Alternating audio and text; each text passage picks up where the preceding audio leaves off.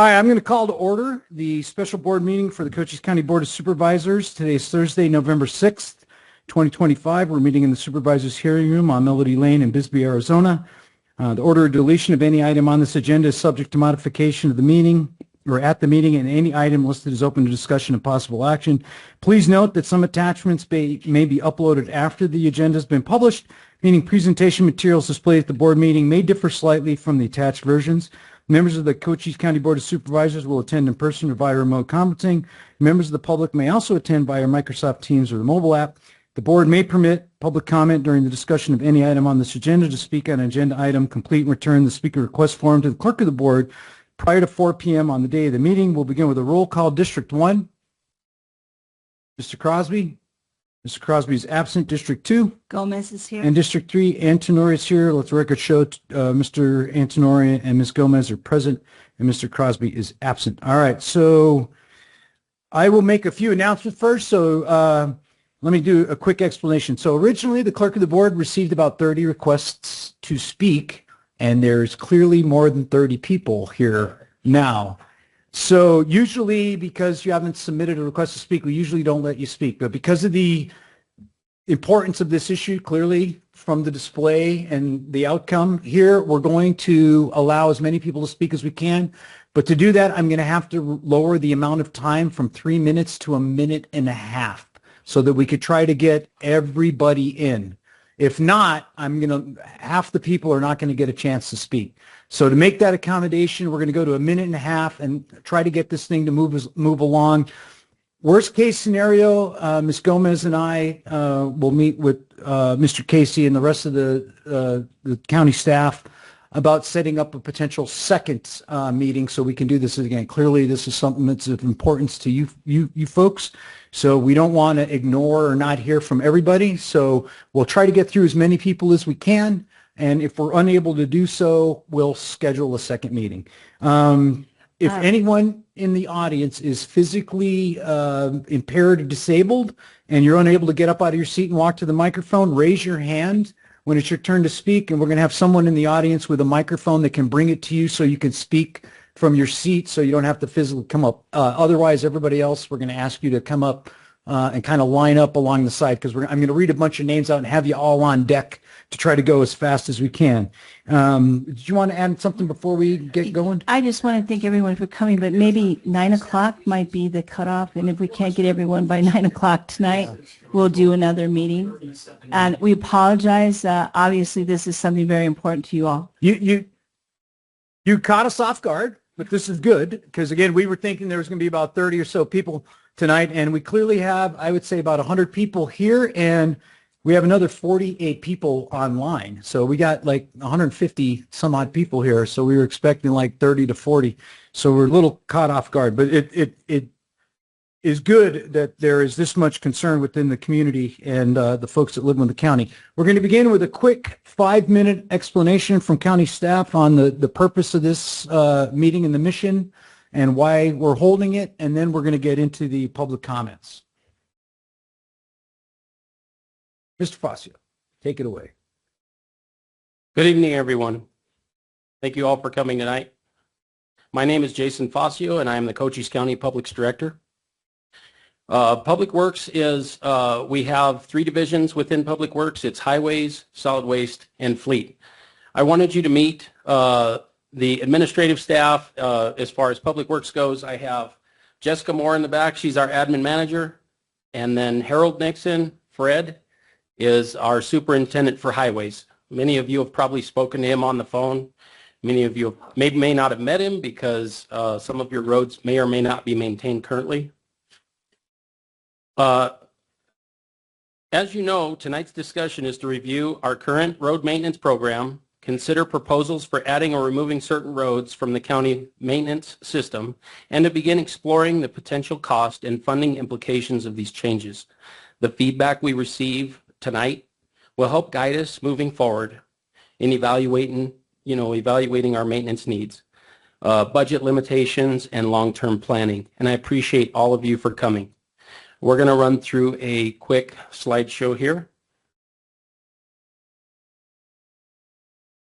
As you can see on the PowerPoint, on the TV screen there. Yeah, there you go. We have 1,433 miles of county maintained roads currently. 3,681 miles are non-county maintained roads. So we have over 5,000 miles, total miles of roads in the county. 739 miles of these or thereabouts of county maintained dirt roads. Around 300 miles of those are maintained every 9 to 12 weeks. 430-ish miles are classified as primitive roads. They are maintenance bladed at least 2, sometimes 3 times a year, just depending on if they go to public lands or not. 3,681 miles are non-county maintained roads. Chip sealed roads, we have 694 miles of chip sealed roads currently. We'd like to chip those roads every 5 to 15 years. That's kind of the life expectancy for maintenance on a chip seal road, depending on the traffic, the condition, traffic count, funds, and some other factors that we look at. We try to do around 100 miles of fog seal a year. That maximizes our life expectancy with our chip sealed roads. It preserves that asphalt. We do crack fill, and that's done as needed, and it can help extend the life of the road. What it does is it keeps moisture from getting under the chip sealed roads or the asphalt roads.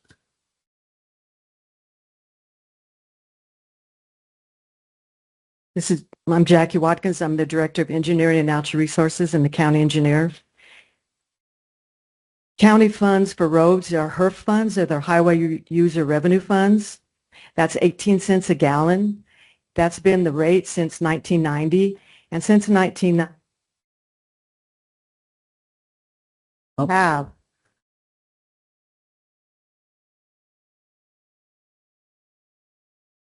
it's not staying. The funding amount that we have, even though we've collected more gas tax, we don't have the buying power. So of the 18 cents that's collected, 19% of that goes to counties. That's 3.4 cents. Of the 3.4 cents, the part that Cochise County gets is 0.12 cents per gallon. So that's the amount of funds the county has to do the maintenance of our roads. And you can see this, so the 11.9 billion in HERF funds, that's from all of the HERF funds that the county, the state, all the counties have. And that's why we don't have the funds to maintain all the roads like we would like to, because of the buying power and the cost of projects for construction. One of the things that we want to touch on just a little bit is we get a lot of phone calls asking us why we don't maintain all the county roads. One of the reasons we don't is because of the price increase of everything since what Jackie mentioned, 1990. Asphalt has increased by 317%, aggregate 311%, concrete 249%, and steel has gone up 143%.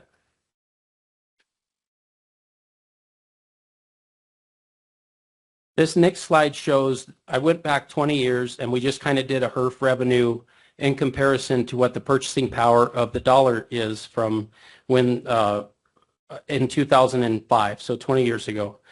At that point, we were receiving about $9 million a year in HERF funds. Those of you that are not familiar, HERF fund is Highway User Revenue Funds, and those are the taxes that you pay at the gas pump.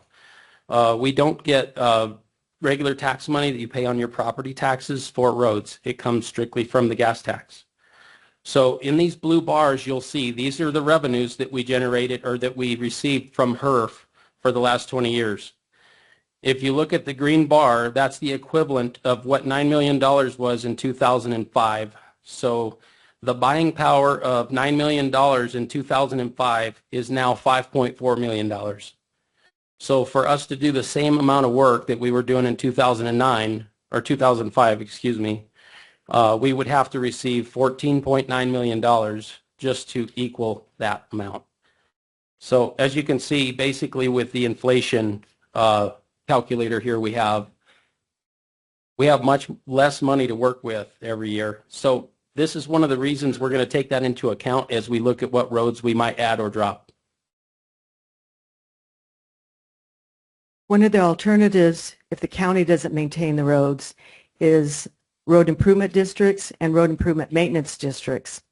And there are some brochures out on the table out there that I have that explain these. And these are districts that are like a fire district or a light district that the residents want, if you want to do it, and there's 2 road improvement maintenance districts in the county, High Knolls Ranches and Fairfield, and it's a resident initiated on the road improvement maintenance districts. Those are governed by elected boards that the residents do.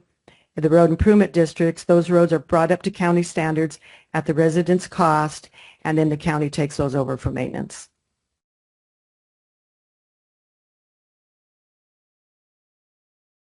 We started this project because the board wanted us to explore options to add, drop, and pave roads. So this we did, it was a paper review. So this was just a high level review. We started it in the spring and summer of this year. In July and August, we reviewed their data with each board member separately for their district. August 19th, we had a work session explaining all of it to the board that was open to the public, and you can get those online, those work sessions that we had. Now we're at November of 2025. This is the public town hall showing what we had found and to get your feedback on. Then there will be more work sessions with the board and public hearings to comply with state statutes if the board decides to add, drop, or paving the existing roads. When we did this, this is in no particular order. So we're having a few roads that we can drop from maintenance, the roads that aren't traveled very much and that don't have a lot of traffic on them or homes on them. And these are, for Resolution 1901, our add drop policy. So if the average daily traffic is less than 20, there's encroachments in the right-of-way, we don't have right-of-way or legal reasons why we should be maintaining it, and the address count was 2. Since this was done, so if there was an address count of less than 2 on the road, on that road and all the roads that feed to it, because we're not dropping roads that the road itself might have 1 or 2 homes on it, but if there's a road that connects to it that has 5 homes on it, then it's serving more than 2 people. So these are the roads that we were going to drop. And I don't believe we had. You ready? All right. So here's what we're going to begin. Oh, I'm getting feedback from somebody. So here's what we're going to do first. I'm going to have Kathy Sprague, Carol Welsh, Georgia Lawrence, and Shauna Herrera and Kim Depew kind of line up along that side of the dais there, so I could just have you all lined up, and then we'll begin with Ms. Sprague, and she'll have a minute and a half to comment on the first road, which is going to be East Nevada Drive. So, yes, ma'am, come up. You have. Sorry for the short amount of time, but you got a minute and a half. A minute? Yeah, just elevator speech. All right. Can you hear me okay? Yes, go for it. All right. I live between Pintac and Ridling Road. I've been living there since 1995. I have a person, the road on Pintac has been, the water's diverted onto Nevada Drive on the north side of the road, which is where I live. So all of the water from Pintac now runs down on the north side of Nevada, and then Nevada on the south side runs to the north side. So there's very limited water anymore running on the south side. And then a person has diverted water from their land via a trench across Nevada Drive onto the north side of the road. I would like your help to at least fix Nevada Drive so I'm not getting all the water on my side of the road.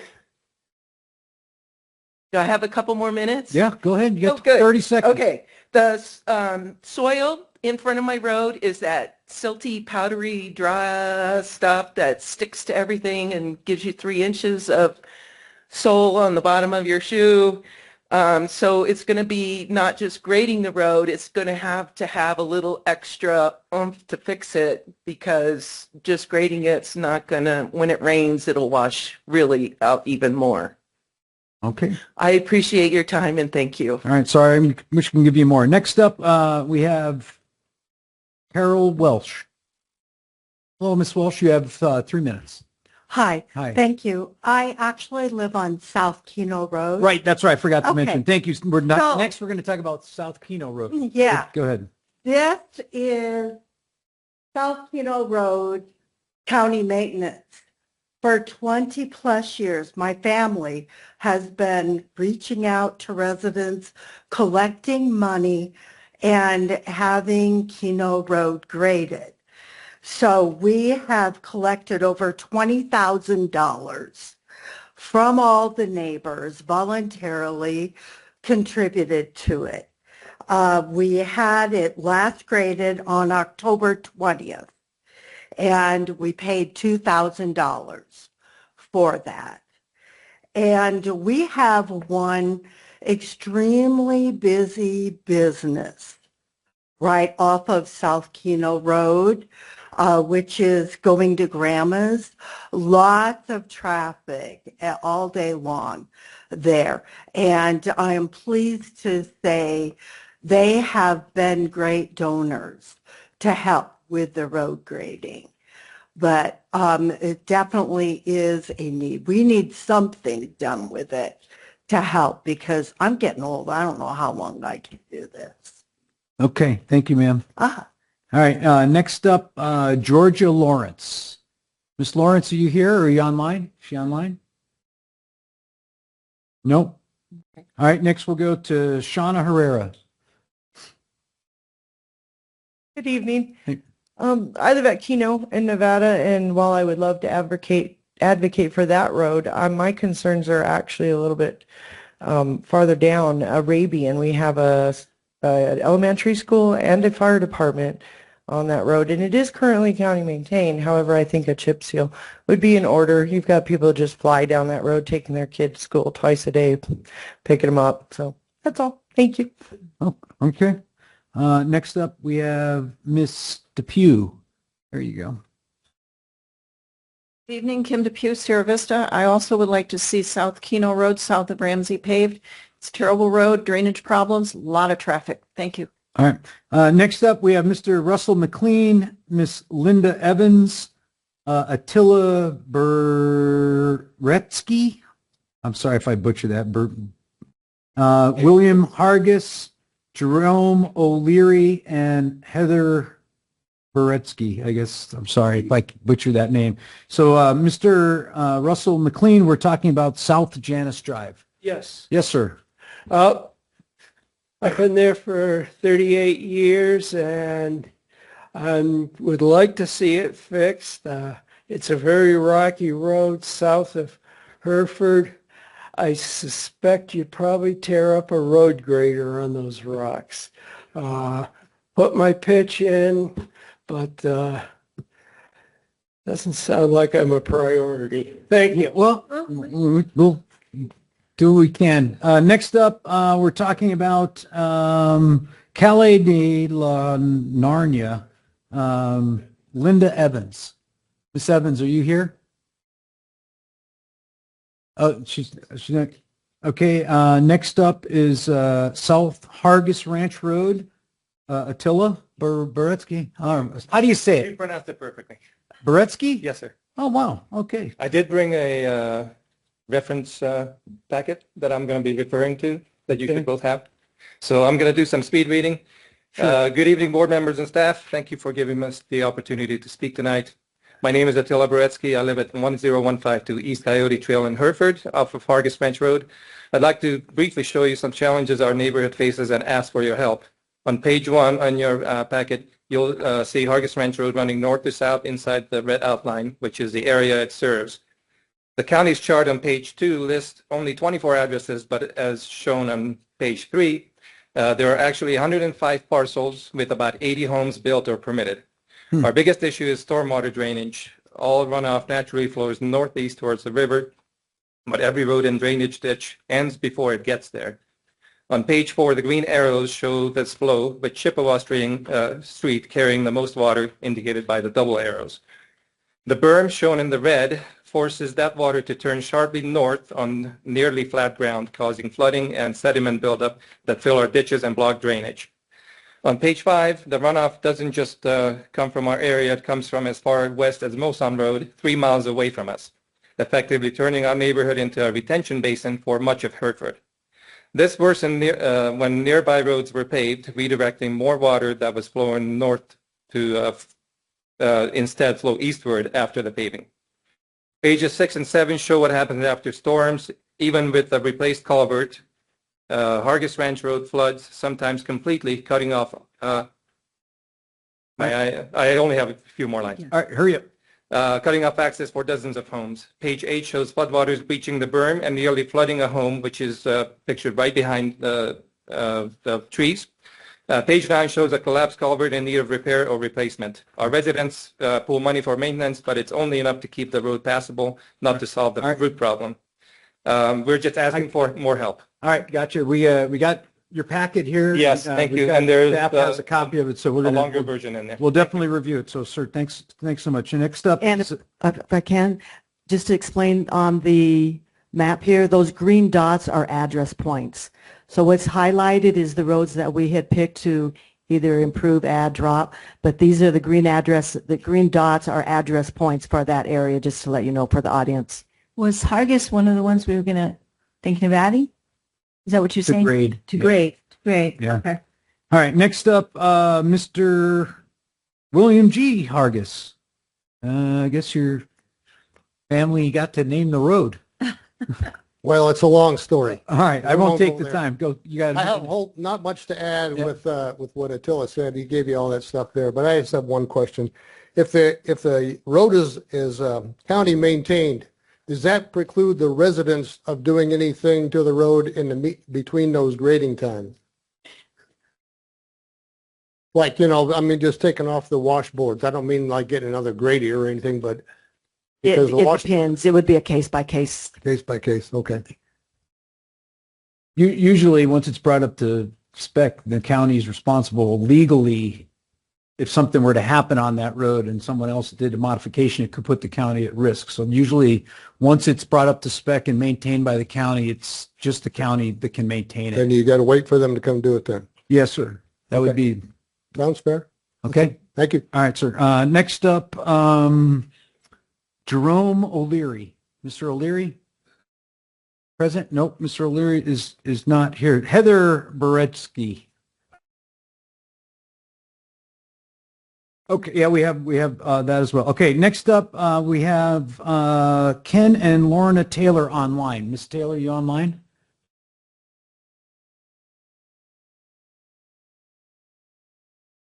Yes. Oh, sir, if you're here, you come on up. Come on up. I thought you were online, so that's why I didn't call you because it's.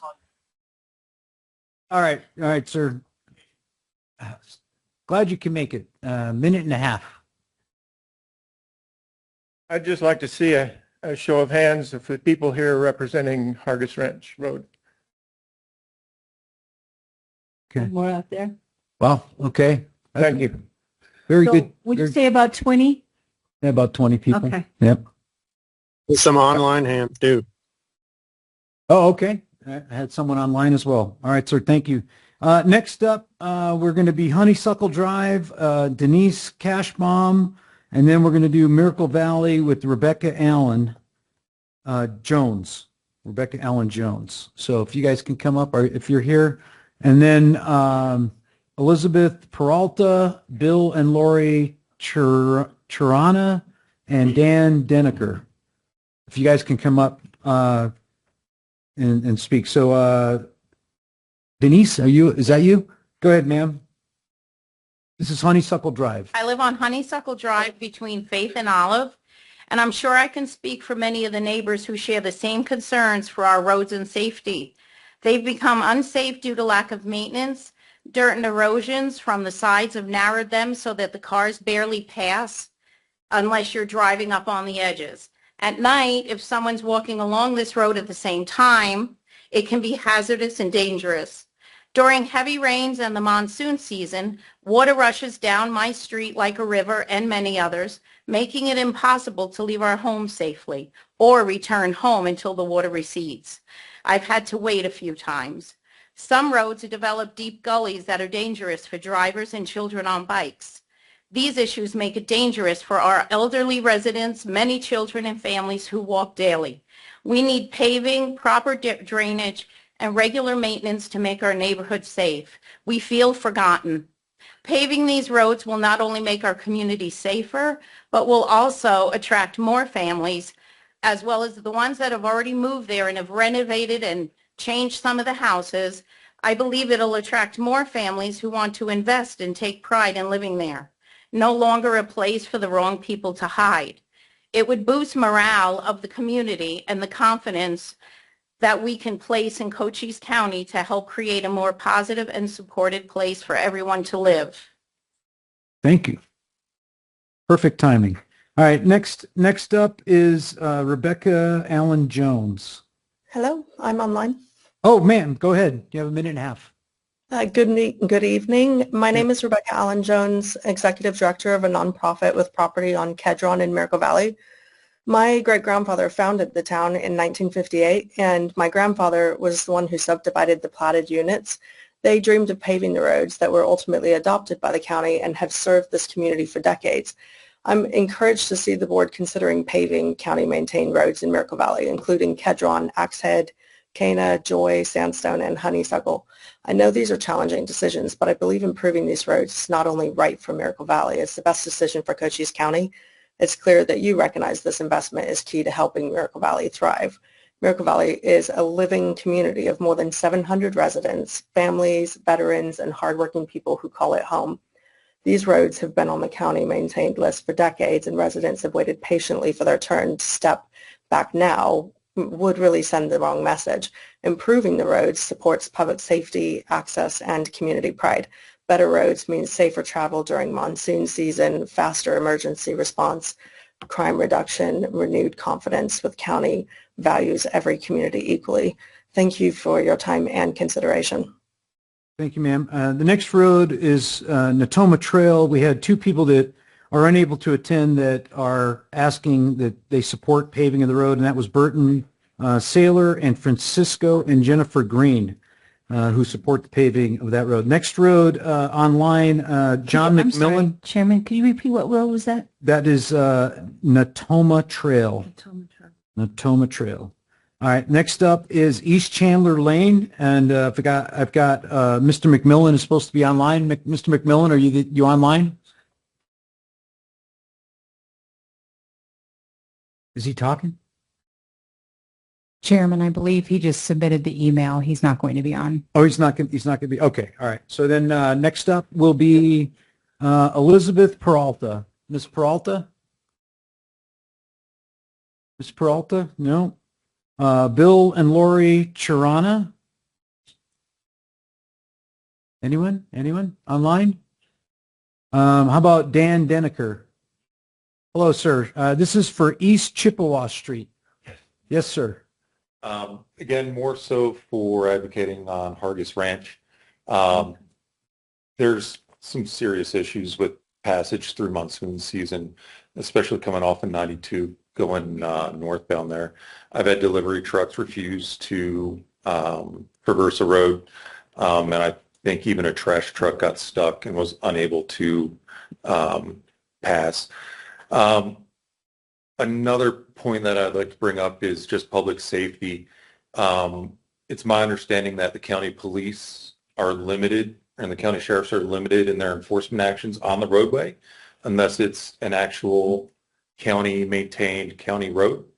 And they've actually had some issues with being able to cite people on ATVs, dirt bikes, side-by-sides, and other vehicles causing issues on Hargis Ranch due to the fact that it's not a maintained road.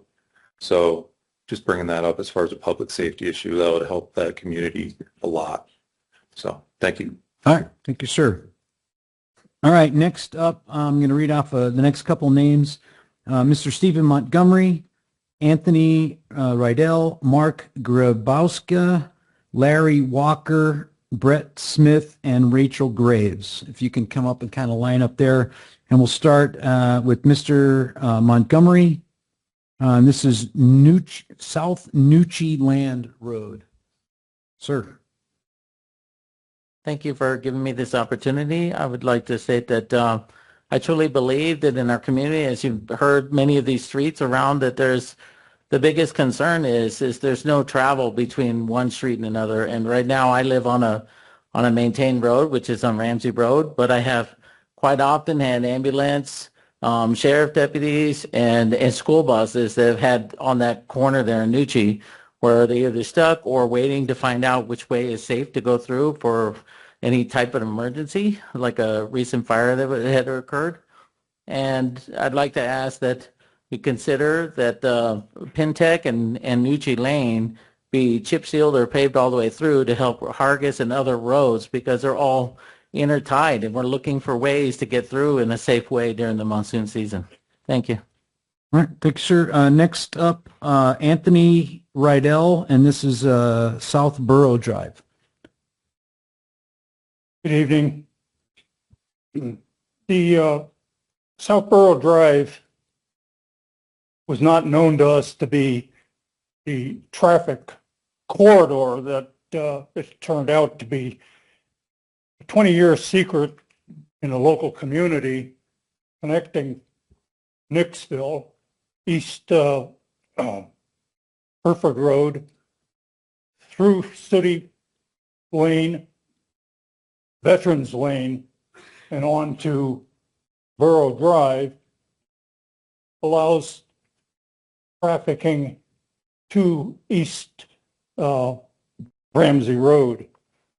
The cost, as you've seen in your own budget, has gone up exponentially. Our funds come from private collections in the neighborhood. South Borough Drive represents all but one of the criteria set forth by the county, and that is access to public parks. Unfortunately, the funding hasn't been there. The road has continued to deteriorate. We get enough money every year to grade the road, but not properly crown it. So in a monsoon season, it becomes a real disaster. If I could give this to Ms. Gonzalez, I'd appreciate it. Oh, you want to Ms. Gomez? Hand it off to on the corner there to the clerk, and we'll make sure she gets it. Next up, Mr. Grabowska. Same road, South Borough Drive. Yes, hello.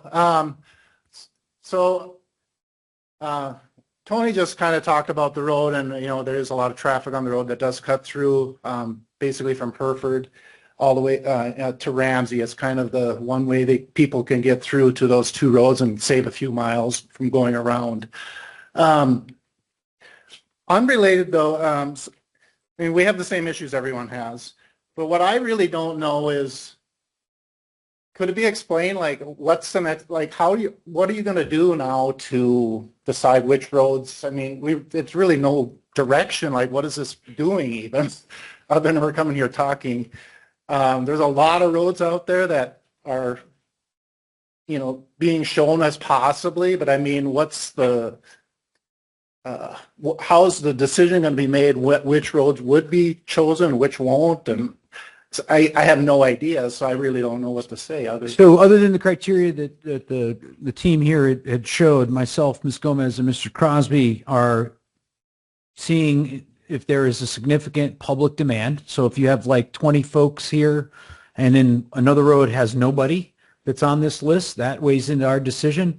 Some of the speakers mentioned the 911 emergency access, which is a critical thing. And if you have issues where that road is inaccessible for emergency vehicles part of the year, that's a consideration that we'll put in there.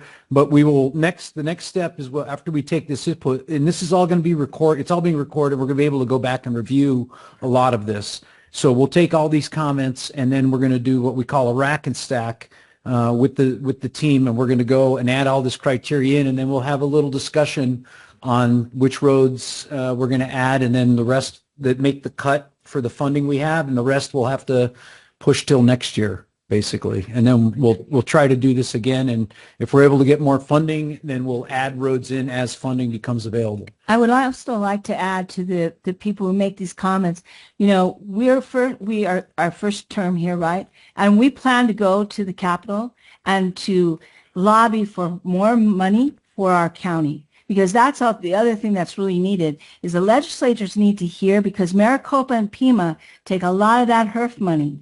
And we have to go up there, because just like you coming here today and showing us how important it is, we have to go up there and show them how much the demand is and what we need down here in our county. So we might ask you for petitions or for signatures or for letters, so that when we go up to our legislators, who are all going to be going up for election, they can see the demand of the people who need these roads. So what we're doing here, we also need you to continue to help us as we go to the state. All right, Mr. Chair, next, point of inquiry from Crosby. I'm sorry. Point of inquiry. I can't hear him. Oh, I'm It's sorry. Tom. Is it Mr. Crosby? Yeah. Oh, okay. Hey, Mr. Crosby. Glad. Can you hear me better if I get right in the computer here? Yes, much Okay. better now. So from what I understand, well, first of all, I appreciate the charts on inflation that the engineering department has provided, and the engineering department did a very fine job, in my opinion, picking prospective roads to improve, and that is what we're looking at on these maps, so I appreciate that very much. So, Mr. Chair, do you expect to make motions to adopt certain roads to be newly designated county-maintained roads tonight, or are we No. saving that for another time? Okay, thank No. you. We're That was my going inquiry. to have Thank a you. work session on this with the staff, and we're going to review the comments tonight, and we're going to kind of develop like I said, a rack and stack based on what the three inputs are from us and from the staff, and then we'll develop that, and then we're going to put that out again for public review one more time, and then we'll have a meeting to actually vote on which roads get added and which roads get deleted. So, Thank you, Mr. Chair. all right. Next up, Mr. Larry Walker. Hello, sir. How you doing? This is for South Calais Encina. Yes, sir. Calais Encina. Yeah. Yeah, my name's Larry Walker, and I just want to begin. Thank you for considering Calais Encina to be added to the maintenance list, and thank you for the time here this evening. Yesterday, I submitted a letter to you guys by email with signatures from the neighbors in our area who strongly support adding Calais Encina to the list. And Calais Encina is more than just a road to us and to the area. It's a vital connector in our community. And for many, many years, 13 years personally, I have worked on that road alongside my neighbors to keep it drivable and maintained. But as one neighbor says, we're just applying Band-Aids and they get washed out next year in the monsoon season. We believe adding Calais Encina to the maintenance program is clearly in the public interest. The road supports an estimated 40 to 50 or more vehicle trips per day with deliveries, residents, utility access, emergency vehicles, etc. It has a public right-of-way and utility easements already in place, and we think it aligns well with the county's Resolution 19-01.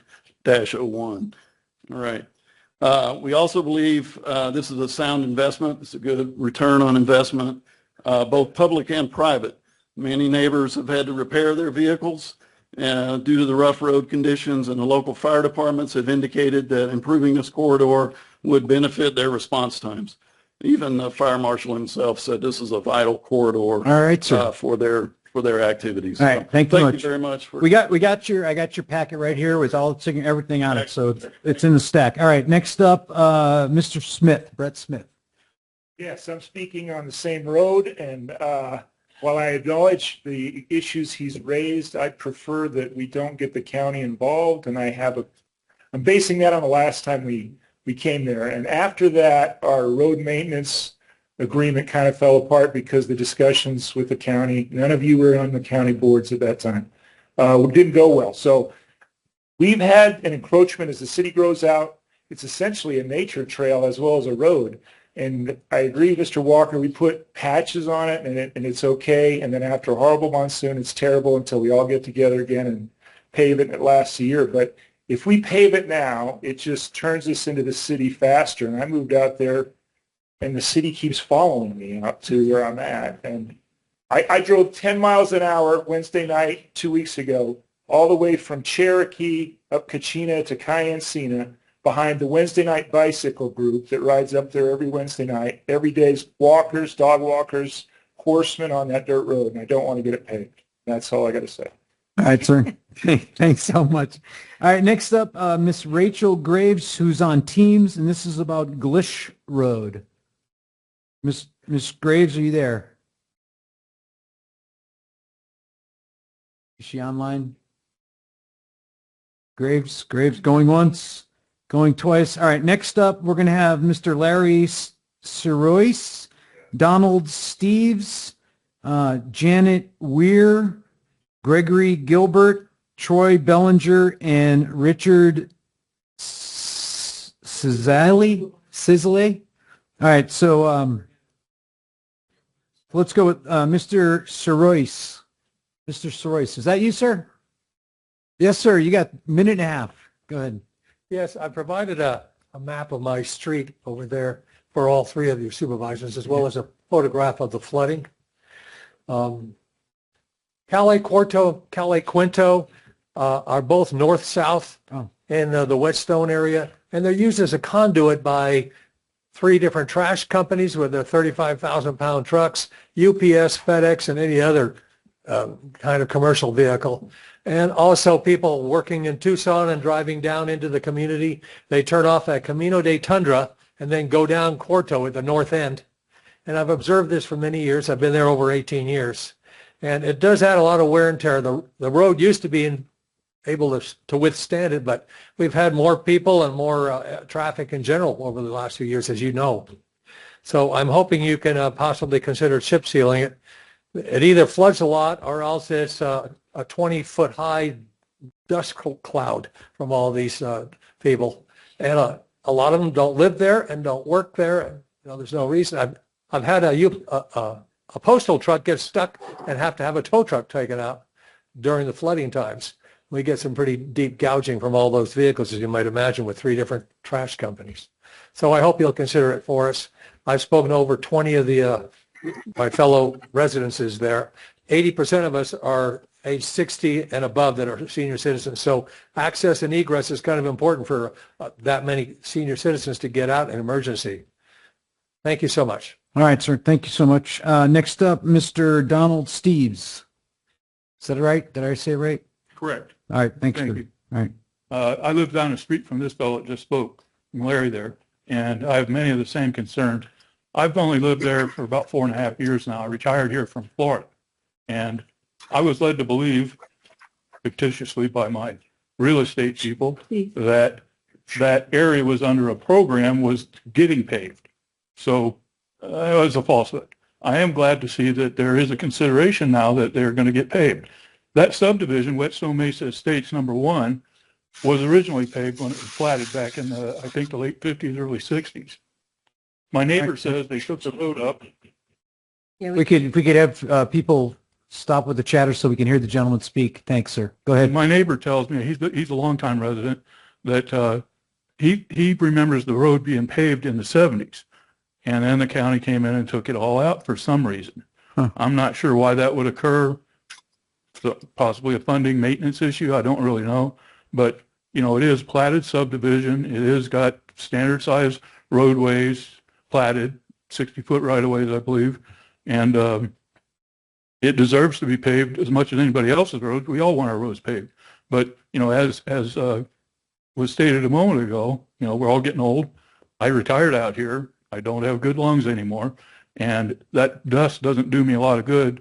And the other question I have to ask is, why is it we have so many garbage trucks? That's a good question. We'll have to look into that. Thank you, sir. Next, I actually wrote garbage trucks down on the note here. Maggie Campos is unable to attend, but she also signed in favor of supporting Calais Quarto as well. Next up, we have Janet Ware, and this is for Calais Tercero. Miss Ware, are you online? or unable to attend? She's unable to attend. Okay, so, and then also we had Dean Hansberry II, also unable to attend. He supports Calais Tesoro as well. Next up, Gregory. Chairman, sorry to interrupt. They're opposed to paving. Oh, they're opposed to paving. The both of them are opposed to paving. Okay. And that's Calais Tesoro. All right. Next up is Mr. Gilbert, who should be on Teams. Mr. Gilbert, are you there? And this is in reference to Ranch Road. Yes, I am. Thank you, Mr. Chair. Yep. My only concern is if Ranch Road is paved, this amount of speed people would go down the road. We do have children around, animals and stuff, so that was my only concern. I think it would be a wise idea to actually pave this road, but with the consideration that people may speed down it. Thank you. All right. Thank you, sir. Next up, Troy Bellinger for East Barataria. Barataria, man. I'm sorry, man. I'm Italian. I can't. It means discount store road. Oh. Anyway, I've been out there since 1992. We live about a mile and a half down. There's a section of gray clay. It's not the silt. It's not sand. It's clay on the corner about the Ricardo and Barataria. The issue with that is from 92 to now, we've probably had, I'm just guessing, 100 to 150 cars stuck, to include trash trucks, utility trucks, dualies, a fire truck in 94 got stuck, 4x4 Jeeps. What happens is when it rains just right, monsoon, it's not that it's still raining, it's the day after or the next day or the next day. This mud is so bad that you cannot pass through. Only the people that live there know how to drive on that. If you go off to the side a little bit, you are doomed. So my thing is, everyone wants their road paved and everyone wants it all smooth. We've been working on that with our neighbors. In fact, we're coming to grade it. It's the safety issue. You cannot get through that. And it could be 24 hours, 40 hours. It's impossible. If you try to go around it, you're stuck. So that part of Barataria, it's been chip sealed down the ranch. So it's from ranch to Ricardo, basically. So I'm trying to get that. We actually sat in front of you guys in 94 after that fire thing. Fire truck got stuck. I said, this has got to stop. So it's a safety hazard. All right. Thank you, sir. Mr. Sizale, did I say it right? Mr. Sizale? This is Mr. Zalay, Rick Zalay. Yes. Yeah, sorry, sir, for butchering your name. I apologize. Hey, those things happen. My wife and I have been residents of Cochise County since 1977. I came out here with the United States Army. I'm a 100% disabled Army veteran. I live on Kensington Street, and we have quite a few senior residents there, quite a few military veterans, handicapped, and up at the west end of our street, there are boulders through the road. I don't know if any of you have ever traveled that road, but a lot of the vehicles can't pass that way, like delivery trucks. Most of them try to go around to the east end to try to go up the road. I have a couple of leaf springs from one of the garbage trucks in my yard that they lost on their way through the road. My Subaru Forester got stuck in the mud on that road, and I'm actually for both Kensington and Kevin. That would be the two that would complete that area between San Pedro Road and Luis. It would also we've been living out there on Kensington Street for about 30 years now, since 1995, and paving those roads would facilitate the emergency vehicles. We've had a fire up the road. We've had people having breathing problems, heart attacks, whatever, and it makes it difficult for them to be able to get to the people. All right. The delivery trucks, we got packages, get damaged. the utility, other Okay. service vehicles going through Kensington and Kevin. All right, Sir We have your Gatcha. road. I hate to cut you off. Your time is up, but we've got your comments. Appreciate it. All right, next up, supporting Keeling Lane, who's not able to attend. John Castillo of Wilcox supports Keeling Lane. The next request to speak is Shauna Gall, Lori Baran, Alfred Kern, George Adams, and Charles Martin. So we'll start out with Shauna Gall. Is Shauna Gall here? Yes, I'm here. Oh, she's on Teams. Go ahead, ma'am. You have a minute and a half. And this is for East Papago Way. I'm sorry, East Papago Way. Correct. I'm a resident of the Richland Ranchettes area on Papago Way. I would like to express my support with a few clarifications and concerns. I am in favor of the county maintaining this road, provided that some sort of stop signs or other speed control measures are installed. We already experience issues with people driving too fast on the unmaintained roads, and there are no stop signs out here. And paving without addressing this can make the speeding worse rather than better. Additionally, I support it due to the nearby ground features that have been opening up along Highway 191, Richland Way, and Arabian. It'd be reassuring to know that if a feature develops along a maintained road, the county would address it promptly. However, I am not in favor of paving. Beyond changing the rural character of the area, paving could also disrupt the way rainwater naturally drains during monsoon season. The current dirt roads allow for better absorption and slower runoff, whereas paving could increase flooding and erosion in surrounding areas. Thank you for your time. Thank you, ma'am. Next up, Lori Baran. This is East Apache Drive. Lori? Lori?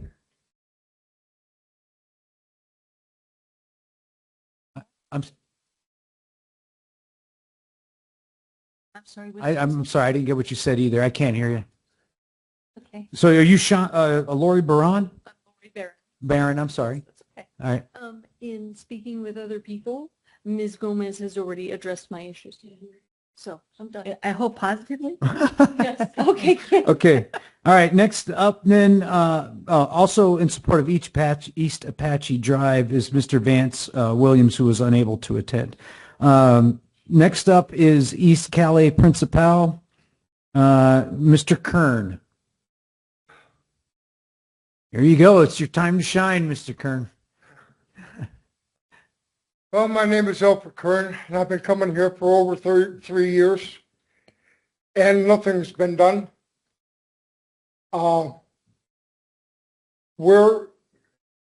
We've been in the process of dragging tires on the roads, and it's helped quite a bit. But there's still sections on there that are big rocks, and it's like I said the last time and the time before, we have a 94-year-old couple that live up in the mountains. And if they can't get an ambulance to come up there when they need it, some people are going to get sued. I just think that, well, we heard you at the beginning of saying why you can't do something, why you can't grade the roads, why don't you figure out a way to do it? If you're sitting there, you got a negative already. Figure out a way to grade the roads. Everybody in here has pretty much the same problem. Our roads are terrible. I gotta go. Thank you, sir. Thank you, sir. All right, next up is Mr. George Adams. Again, same road, Calais Principal. Yeah, so me and Fred are kind of neighbors. I'm here. I live on East Get Lost, which is way past Calais Principal that we're talking about, but we have to travel that road. And the things I want to say and bring to your attention is I understand the money situation. I run 2 different businesses and trying to bring them here, but you guys don't seem to want them. But anyway, the thing of it is, you need to do better money management. And I'm going to give you a good example. Texas has more miles of roadway of all the rest of the United States combined. They grade almost every single county road. So we all just need to think better. That's my opinion. I wish I had 42,000 oil wells in Arizona that I could collect the license fee off. That's unfortunately the difference between us and Texas. Well, I understand that, but yeah. what you need to do is you guys are leaders. You Correct. need to make the changes so this happens. We don't need to come up with the solutions for you. We will help. I mean, we're grading roads. I'm counting how many times all the roads get graded out there where we live. And our roads doesn't get graded, and we're taking care of it. And we can't even get a culvert or a load of gravel from you guys to fill washes. That makes no sense at all. If you're building a house, you should provide a culvert for the driveway. But there's no way. Every time I talk to ADOT here, it's hopeless. I mean, they lied to me. They said they're going to call. They never call. It's endless. Thank you for your time. All right, sir, I appreciate it. Also, Rebecca Rankin signed in support of Calais Principal. She was unable to attend. Next up, Mr. Charles Martin, and this is La Sangre. I can't. Mr. Chair, could I get a point of inquiry again, Crosby? Sure, Mr. Crosby, real quick. Go ahead. Okay, I was wondering if we could have Ms. Watkins refresh my memory on the cost per mile to rehab Calle Principal, if she is handy there. Well, to pave a road is $500,000 a mile. No, not pave it, just rehab it. To grade it? That would be. Yeah, well, you know, that road, I think, needs like a D6 Caterpillar with a giant claw on it to dig up bowling ball sized rocks. No, So Calle it's pretty Principal major. is, oh, sorry, Supervisor. That's okay. Calle Principal is actually a very good road. It's in good condition compared to some of the other roads being discussed today. But to pave a road, Jason would have that cost. Okay, and so you can't tell us about rehabbing it or you know. Mr. Crosby? Okay. Yes. This is Jason. Go One of ahead, the sir. things that we have going on right now is the administrative manager of Public Works is taking some notes. Any of those types of questions, I think we're just going to run out to those roads and we're going to do basically an analysis of what it would cost to do any of the roads that the board may want us to improve on. And then we'll get with you on that work session, that next work session. And that way you guys can decide if it's, you know, something you guys want to do based on the funds that we have. Okay, thank you, Mr. Fazio. I appreciate that. All right. Mr. Martin. That's La Sangre Circle, blood circle. Blood circle.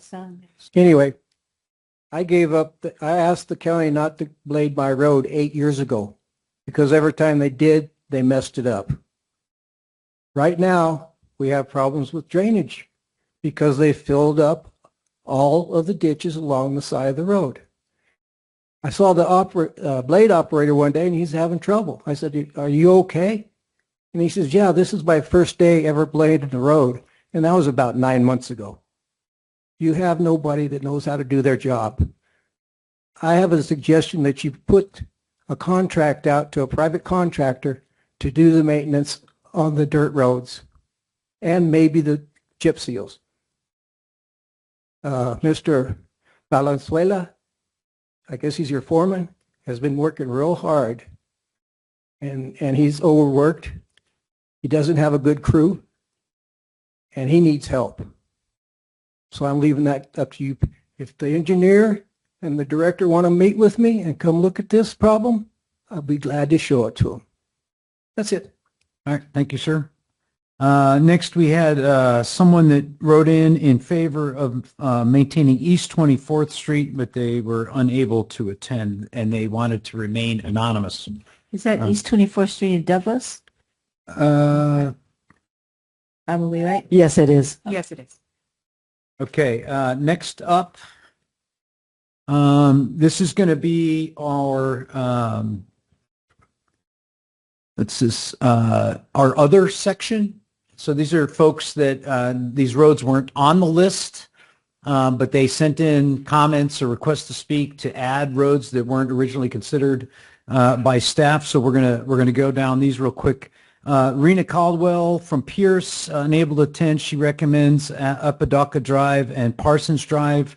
Leslie Halringel of Benson, Cascabel Road, I guess, Arizona. So next up to speak is Ted Sparks, Lloyd Trachtenberg, Jeff Jesus, and Gerald Arnert.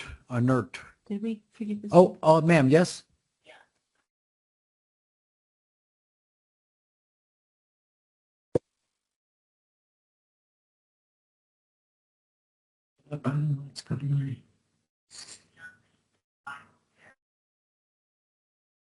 I don't know. Oh.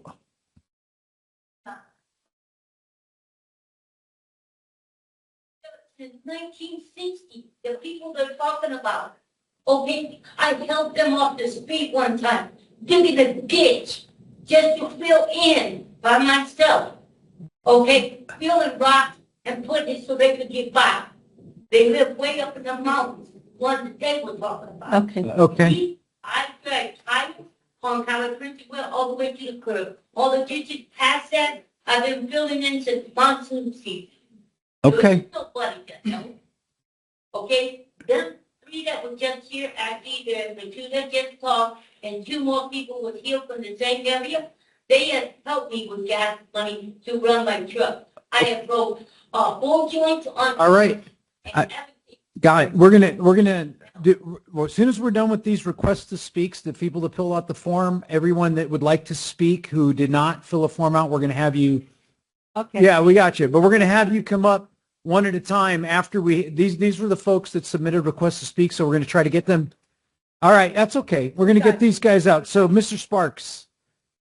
Yes, sir. You're here to talk about East Wildcat in Whetstone. Correct. Yes, sir. Go for it. We currently have Grand Canyon 2 at Cayetacero and Wildcat Lane, and it just gets worse and worse. The majority of the problem started when the county came in and installed those gigantic drains underneath the 90 from Sands Ranch. Now all the water that accumulates on the west side of the 90 travels through those huge drain lines and ends up on our roads. And it's destroying everything. And nobody's doing anything about it. We need help. We need somebody to come out there and give us a solution for all this water that's traversing across the properties and the roads. That's a state road, right? 90? Right. So Yes, but the Canyon Day, some of that improvement was a combination county and state underneath 90. All right. So we're going to make a note to take a look at that, sir. Anything else you want to say? You have 30 seconds still. Yeah. All right. All right. You're not going to do anything. All right. We're going to take it. We're going to take a look at it and get with the state and see if we can do something about that. Next up, Lloyd Trachtenberg. Yes, sir. And you're here for Hutchinson Road. Yeah, I've been here a long time. It's been almost 20 years that I've been fighting with the county to maintain roads and add and remove. Removing the unused roads, the low occupancy, replacing them with high density roads that are housing expansion. There's nowhere else to build. They're coming this way to build. You can't do any of that. When I approached the county, it was like asking for an act of God to review these things, these roads. There's roads that are being graded with one person on it at the very beginning, and in the next 20 miles, they're still grading them for no reason. There's agricultural land that are being graded. Nothing else on it, no houses. Why? That land is owned by some of your employees here, some of your officials. What you've got to realize is that there's damage to everybody's cars, vehicles, and whatever, but it comes out of their pocket. What also comes out of the pocket is the thousands of other vehicles we own. You don't, we do. Fire trucks, ambulances, sheriff's cars, Homeland Security. They break, they get damaged on this of roads that are not maintained. They have to buy new ones. These people have to dig in their pocket to pay for the new ones and the repairs. Fire department has got a truck there almost every day making repairs because they're disabled. Okay. All right, sir. Thanks. Next up, Jeff Jesus, Gerald Arnett, Robert Salias Griffin, James Schmidt, and Jericho Ewan.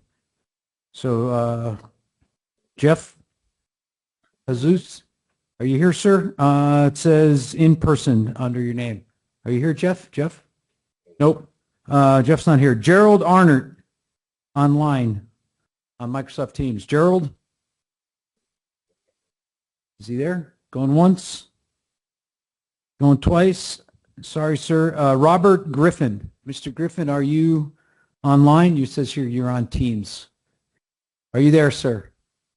Going once, going twice. All right. Sorry, Mr. Griffin. James Schmidt.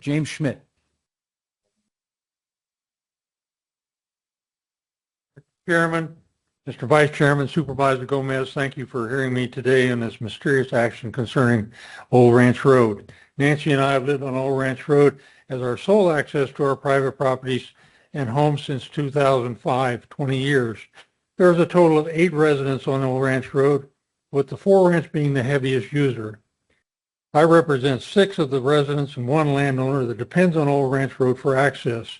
Of course, they're very capable of speaking themselves, and you can speak to them directly if you wish. None of the landowners and residents want any county assistance on the road by anybody. Your county engineer advised us that we own the road and we're responsible for the maintenance, and we take care of that. There is no effort, request, or activity about closing or restricting the traffic on the road, on Old Ranch Road. The landowners and residents only want the current laws related to the state of Arizona, Cochise County, Arizona Game and Fish, State Land Department enforced. That's all we're looking for. We're confused about the mysterious current action and a planned agenda item on the 18th that is something about a resolution concerning our road. No one on Old Ranch Road is aware of any of the agenda item. Why a resolution is needed is unknown to us. We have not asked for anything from the county or any other government agency. What is going on? Why we are sure making a profit on this issue. Someone is. Thank you. All right, sir. Thanks so much. Next up, Mr. Jericho Ewan on Teams. Mr. Ewan? I'm here, and thank you for hearing me. I'm in the same boat with Jim Schmidt. The core of my questions, we're not interested in county maintenance. We've been doing this by ourselves for decades. We're certainly not interested in closing Old Ranch Road to public interest, but we are asking the county to allow us to be able to know who's running up and down our road. Do they have permits, land permits? Do they have hunting permits? You know, just we want compliance. Nothing fancy, nothing out of the way. The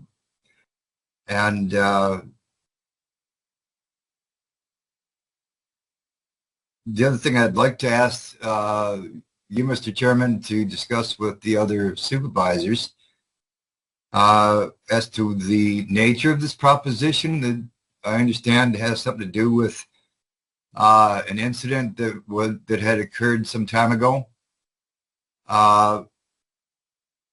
Is Frank Antinori at the heart of bringing this proposition, or who exactly is? Why is it being brought?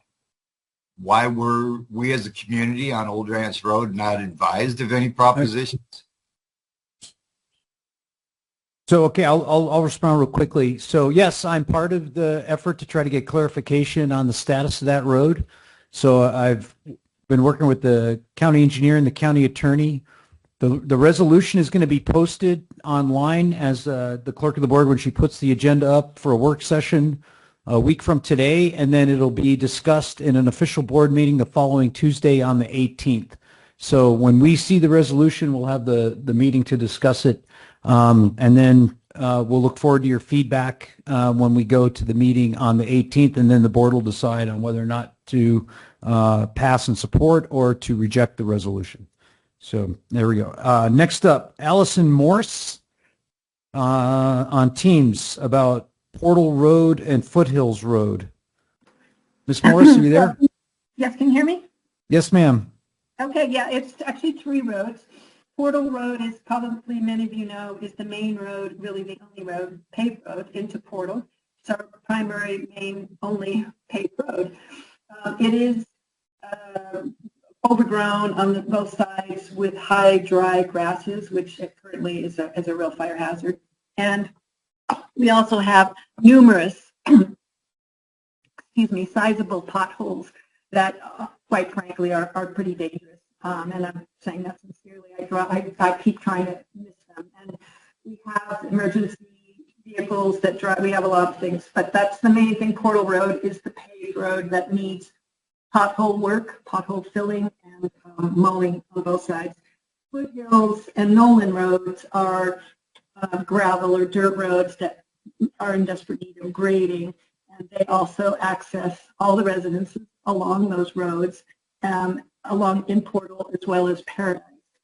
In addition to the emergency service like fire and ambulance, the letter carrier with the USPS uses those roads, ranchers obviously in those areas, tourists, and I just want to mention that, you know, Portal Road, all these roads kind of lead to Cave Creek Canyon and the globally renowned birding area of Cave Creek, also the Southwest Research Station, where scientists and students come from all over the world to do the research. All right. Am I running out of time? Is that it? You're out of time, Ms. Morris. Thanks. Okay, thank you. Well, we got your list here, and again, we're going to have staff take a look at it. Next, we have Lloyd Trachtenberg, who's listed in person. Mr. Trachtenberg, are you here? You already spoke. Oh, okay, and that was in reference to South Kings Ranch Road. And then Robert Barnes, who also said he would like to speak. Mr. Barnes, are you here, sir? Yeah. You didn't put a road down, though. What road are you talking about? Coronado Avenue in Douglas. Coronado Avenue in Douglas. Coronado Trail.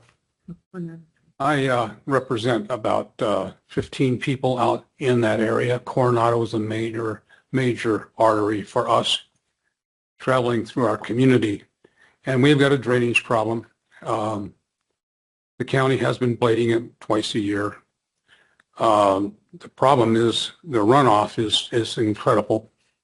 And one of the contributing factors is a dam that's located between Coronado and Washington Boulevard, Washington Street. That dam was developed by the county.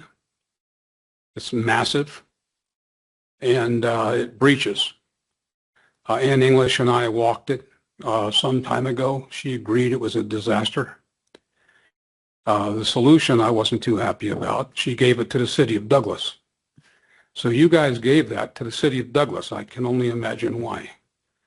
I have a picture of the breach. There's a recent breach, well, within the last 3 years, that is 15 feet high and 30 feet wide, where the water comes through the arroyo into that impoundment dam, what I'm calling a dam, and it now flows directly into our street, Golf Course Road, as well as Coronado, and I live about 200 yards from that spot. So it washes me out as well. So I would like somebody to come down. I've got pictures of the breach. I'd like to give it to the secretary. Do you know what he's talking about, Jackie? I do. Yes, that is in. This is, you know. It's City of Douglas. They own that. So what How about happened? the road, though? He's talking about, is that our That's road? also theirs, isn't it?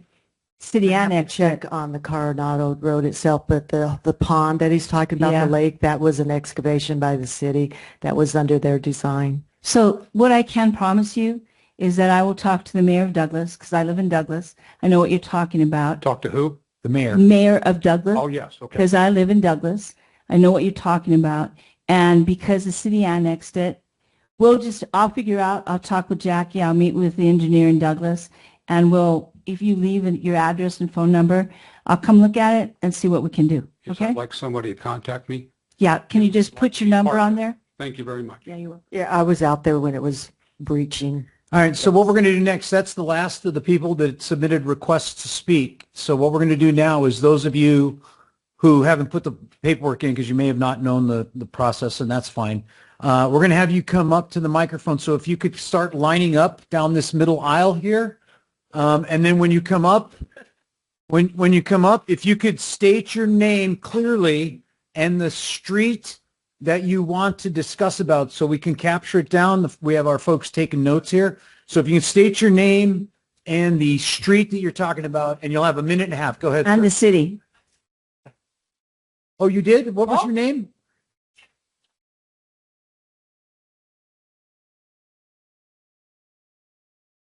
It might have been after 4 p.m. It may have been after 4. Sorry, ma'am, you weren't on my list. I apologize, but if you don't mind getting in the line, we're going to try to roll through this as quickly as you can. Yes, sir. Go ahead. Shane Harbuck, I'm here representing Going to Grandma's Dog Kennel. And our tent, Going to Grandma's Dog Kennel? Going to Grandma's Dog Kennel? Yeah, we're a business nestled between Keno Road and Arabian Road. And our database is roughly 10 to 15,000 customers. So I guess I represent everybody else that's a part of our business. And this is a real blessing. Thank you for hearing us. And we'd appreciate any help we can get. The local wash floods through our property and our customers can't get there. We also order packages as a business, and we care for people's pets. We love dogs. I wish we were all dogs. It would be easier for me. But the packages that show up, dog food, Walmart won't deliver because of a giant puddle on Dakota Road. Yeah, and we just have a real tough time. We'd appreciate any help we can get my customers, and thank you to all my neighbors that deal with my clients as well. We hope you get money up in Washington when you go up there and work on that. And another proposal, could we possibly tax marijuana? I see the pot dispensary making all the money in the county. Why can't we do that for our roads, right? It's protected by Citizens Initiative. The voters set the tax system, and that nobody can change it except the voters. Well, I hate to throw it back in your lap. I got it. The So voters we got to do something about that, guys. But Yeah. I do represent 10 to 15,000 customers of mine. And our deliveries for our kennel, for our dog food, okay, they won't show up. UPS, Walmart delivered a package to the one side of the puddle and took a picture of it. Said, "Here's your package," and it's a block away. All right. Thanks, guys. We got you. Dakota Road. All right. Next, sir. Name and road. Hi, yes, it's Peter Valentine. I'm at 4146 South Calle Encina. So it's Calle Encina Road I want to talk about. If you can bring that up, that'd be fantastic. I'm in the north section, the property right there on the top left. And we're having a real issue because of the overgrazing that's occurring in that western plot of land. That's actually BLM. It's a quarter mile by quarter mile block of BLM land. And what we're having is with that overgrazing, in about the last 5 or 6 years, they put in a gate for the ranchers to basically use that land. And now we're getting severe washout.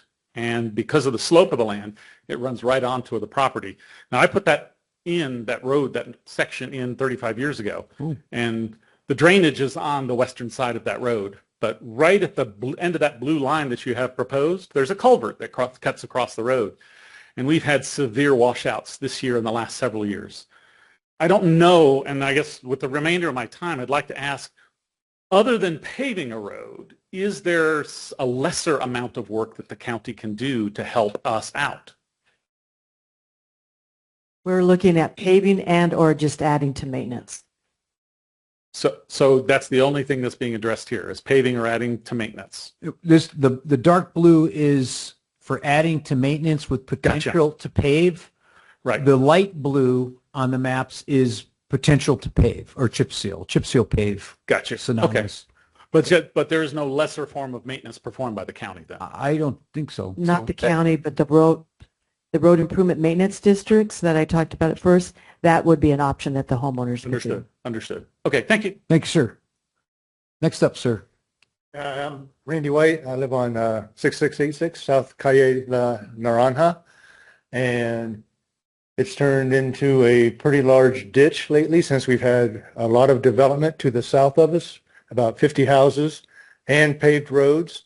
And those paved roads that were put in at the bottom of the screen there to the south, it's, like I said, about 50, 60 houses, and all the roads drain onto Calle de la Fresa, and then the road slopes to the east.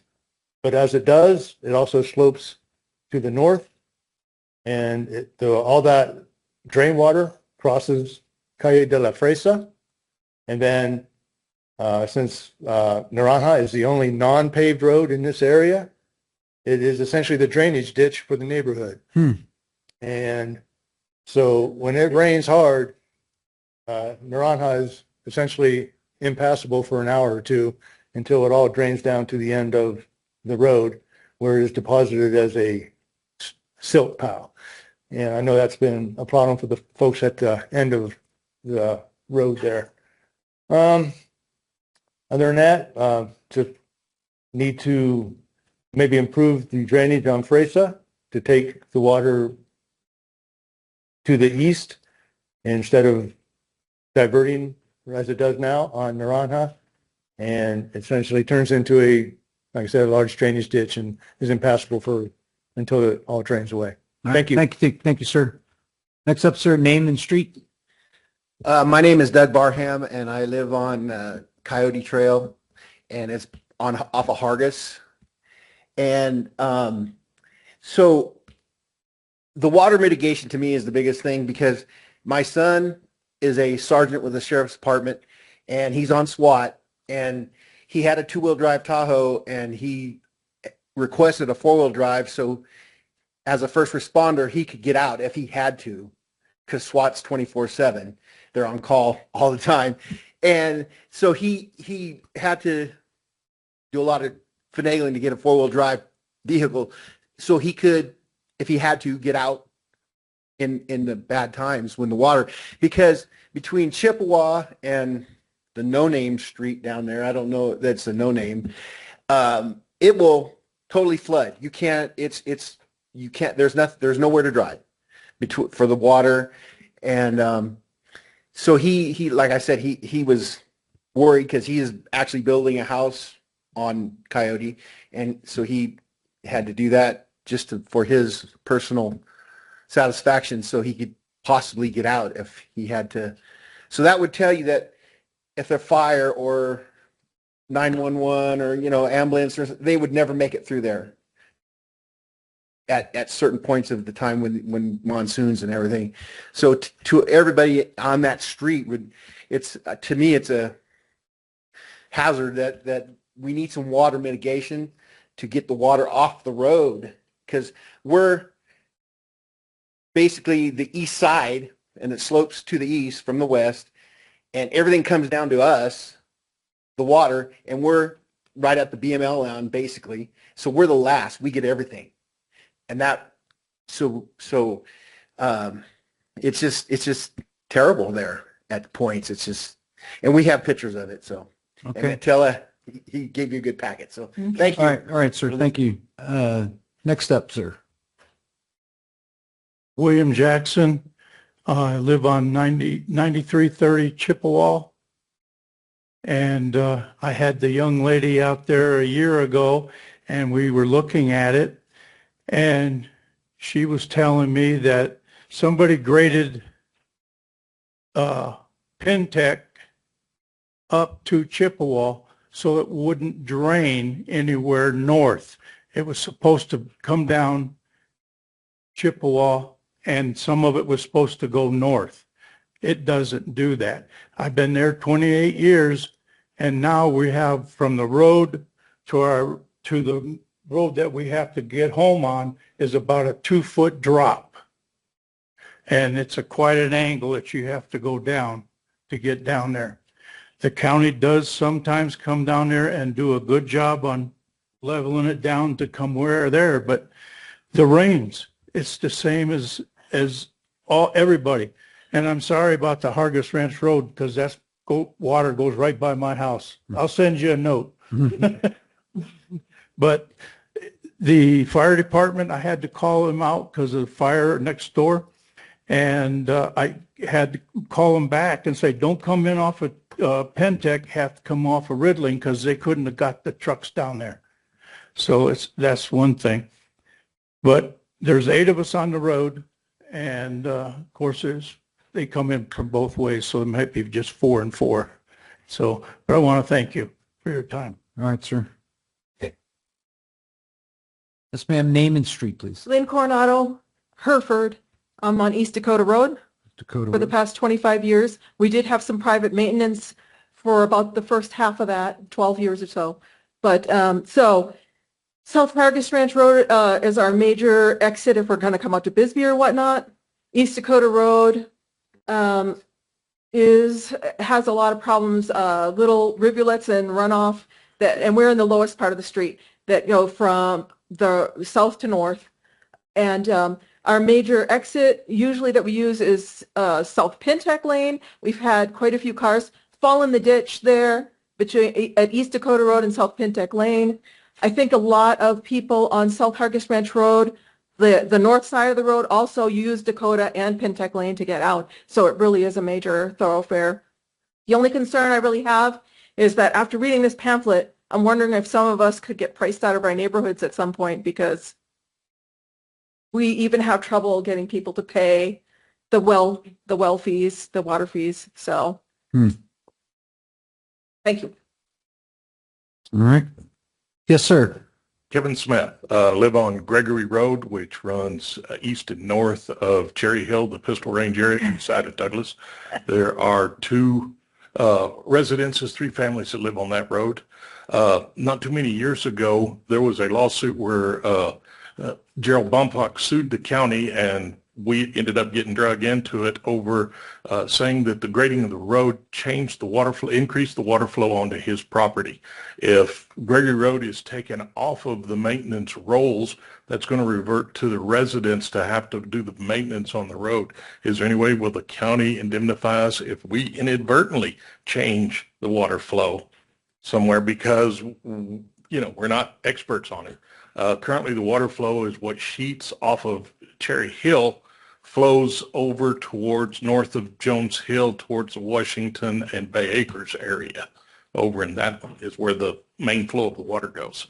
Second, my question is, if it's taken off the roads, the east-west portion of that road falls within our property lines, would that give us the ability to petition for that road to be changed to a private road, maybe reduce the amount of joyriders, 4x4s and stuff like that that are doing damage on the road?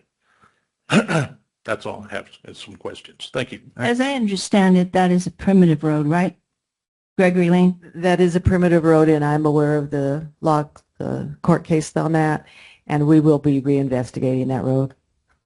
So as of now, it's not going to be taken off. It's going to be staying as a primitive road? Yes. Twice.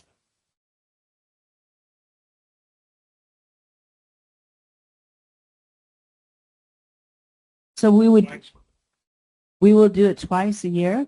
We'll do it twice a year, in the spring and in the fall. All right. Next up, ma'am. My name is Maribel Molina. We live off of San Juan Avenue. San Juan? And my question is, some of our streets are paved and some of them are not. Who decides which ones are paved? Because it's the same neighborhood. That's my question. And when they fixed Ramsey Road this year, and the road into our street, they left a lot of holes. They didn't even go and level it off. So I'm hoping that our street is going to be paved this time. And that was what street again? San Juan. It's on the map now. So it looks Okay. like is that San Juan that's on the bottom there that's being considered? Is that what that is? That's it what doesn't it have a says. name on it. Yeah. Yeah, some of those roads weren't paved when some of the others were because of encroachments. Because some of the, there's encroachments into the right-of-way. One of them has a house that's sticking into the right-of-way. But we will be looking at that this time. Yeah, that was my question, how some roads are and some aren't. So hopefully we're on the list this year. All right. Thank you. All right. Next up, I'm going to do an online because I got to get some of the online people, and then I'm going to do one of them, a couple of the persons in person, and then one online, and then a couple in person. So, Deanna Richardson, are you there? I am. Thank you for having me on. Yep. We You have live a minute at and a half. we live Go at ahead. 6522 South Calle de la Naranja, Naranja, and my husband and I are here, and we would love to see our road either paved or chip sealed. I agree with the gentleman that spoke earlier about Naranja. We do get a tremendous amount of runoff from La Fresa and the properties that have been building up to the southwest of us, and it just continually runs down our road and then breaks down our road even further, and so our road turns into a washboard And a main road. and a one-lane road. So we would really like you to consider paving Naranja. Okay, thank you. Ma'am, you're up next. Go ahead. You have a minute and a half. Hi, my name is Michelle Landis, and I'm here for Hargis Road. And I would encourage you to revisit everybody's comments prior to mine, because if you was watching me, I was shaking my head yes for all the comments. There was a section of the road between Hereford and Chandler this year that was underwater. It was a mirror when I was looking at it, and I did not go down that road. I knew it was going to be flooded, therefore I took an alternative route. But I support paving Hargis Ranch Road because in general it has been and is a very rough road. There are 75 plus homes that rely on Hargis Ranch Road as their only inlet outlet to their domiciles. Many of those homes have K through 12 students that must walk or catch a ride to Hereford Road or Ridling Road to board a school bus. Every year during inclement weather, the mud is deep and it can be impassable. Also, I heard about this meeting through my neighbors. I did not receive a notice. So earlier today, you were saying that there were going to be future sessions. How would I be assured that I would be notified of those future sessions so that I could participate or be aware of what is going on? So the clerk of the board, we have on the website, there's a thing to get emails when we have meetings. It'll be for all the meetings, but attached to that is the agenda, and you'll be able to see on there when the next meeting is. But I don't know, Laura, do we have a way to reach this lady other than? Can I make a suggestion? Is that doesn't everyone sign up with their information especially to speak? Not these guys. Not these 'cause guys? They came. They didn't know that they had to do that. So I don't know if you want to give them a sheet of paper. They can add their name and email. Maybe or we can go or the website and sign up on the website. Yes, sir. Yes, just try to be brief. I'm Conyer. My dad's house, and my dad passed, but his wife and her sister still live on this road. What road? Kaibab, 78 East Kaibab, and it's in Richland. And they have lived on this road since 1985, 40 years. It has never been bladed. It has never been touched, and it is horrible. And if it rains, forget it. Even in a four-wheel drive truck, I've got stuck in it. He took the tractor out and pulled a fire truck out. The house burned because the fire truck couldn't make it. He pulled the ambulance out of the mud. 40 years. It's been long enough. If it could just get it bladed, we don't need pavement. Just once or twice, even once a year, Bowie beats the heck out of nothing for 40 years. And, there's several houses on these streets out there. They're all bad. There's two of them that are maintained by the county that they're south of us, but not where they're at. Anything would be really appreciated. Okay. All right, we're going to go online real quick to Virginia Bennett. Miss Bennett, could you just please state the road you're calling about? Miss Bennett? Going once? Going twice? Yep. Ms. Bennett is online and she was unmuted, but she just muted herself. All right, we're going to skip her. We're going to go to you guys next. So go ahead. You got a minute and a half. All right. What road? I'd like to. What is it? Kevin Kevin. in San Pedro. Kevin in San Pedro. I'd like to start off by saying God is good. And we're having difficulty on San Pedro. Looks like, as you know, over the last couple of years, 92 has gotten pretty traffic. And so what happens is a lot of people end up trying to GPS a faster way to get out of these traffic jams, as what they like to call it here in Surf Vista, you know. So it takes them through Glen Road, Glitch, and Gardner Street down to San Pedro. And that San Pedro area from Glen Street to about Bever Street is nothing but dust. And it doesn't matter. And people don't live there, but they're taking the shortest way out to try to cut through the traffic. And so they're cutting through those streets to get to San Pedro. And these GPS is also getting them down Kevin Street as well. And so I was just trying to see if there can be a way. And these streets that are on San Pedro, from Glen Street to Bevers, it's about quarter mile, maybe a half a mile of dirt and loose dust, which people are just flying down these streets. And this dust just goes everywhere. I mean, you're probably talking about, you know, a few thousand feet that this dust just travels. Besides that, they're traveling down Kevin Street, is now picking up rocks, and a ditch is starting to form through there. And Kevin Street is probably an eighth of a mile. These are the only streets that are left. Other than that, all these other streets are pavement. These are the only things that are left. Thank you so much. All right. All right, thanks. So we're going to try Virginia Chairman again. Antonori. Virginia on? Could I get their names? Oh, yeah. These their names? Those. Jesus Morancio and Reynaldo Morancio live on 4857 East Kevin Street. Berenice Quiroz, 4967 Kevin Street. And we tried to fix it, but we ran out of recycle. All right. Is Miss Bennett, are you back? Is she back, Miss Bennett? Miss Bennett? Oh. All right. We're going to skip her again. We'll go next to this gentleman here. And then I'm going to go to the next person online. So, yes, sir. Name and street you're talking about. Bill and Laurie Curiani, and we're on East Street. Over here is Italy, and over here is Chippewa Street. Okay.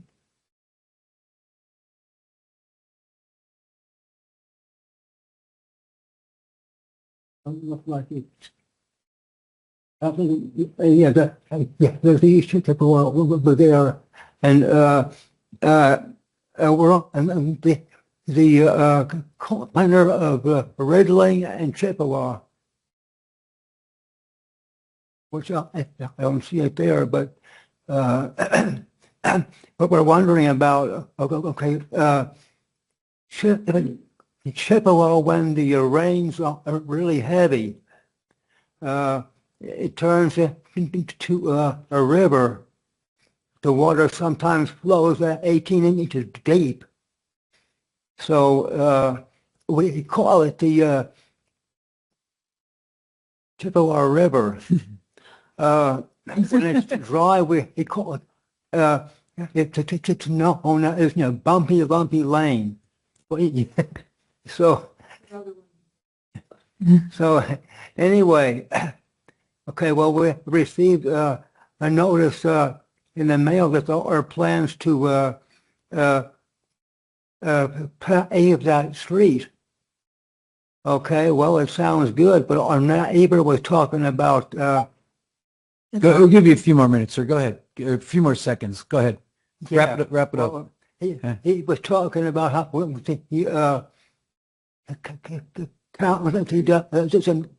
patch the road and so on. The other thing we're wondering about is if it is paved, okay, how much will it cost us? Because we have a small retirement income. Okay. And we're struggling, It shouldn't cost you anything.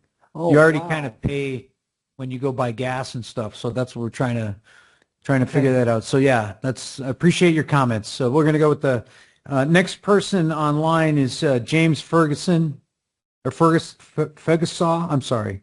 James, are you there? Yes, Yeah, I sir. am. Go I ahead. am. Good. Street. Yeah, we live at 8566 East Chippewa. Okay. And, Chippewa keeps coming up, Hargis Ranch Road. Let me tell you, Chippewa is a very messed up road. And anybody that's hearing me knows exactly what I'm talking about. If you go to the east, it's basically a mini Grand Canyon.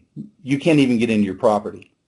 And if you go to the west, it's more of a four-wheel drive trail until you get to Mescalero, I think, between Highway Mosin and Mescalero, and then it's pretty good. So I've told my wife we should get a kayak because I literally could kayak down Chippewa this year about 3 different times.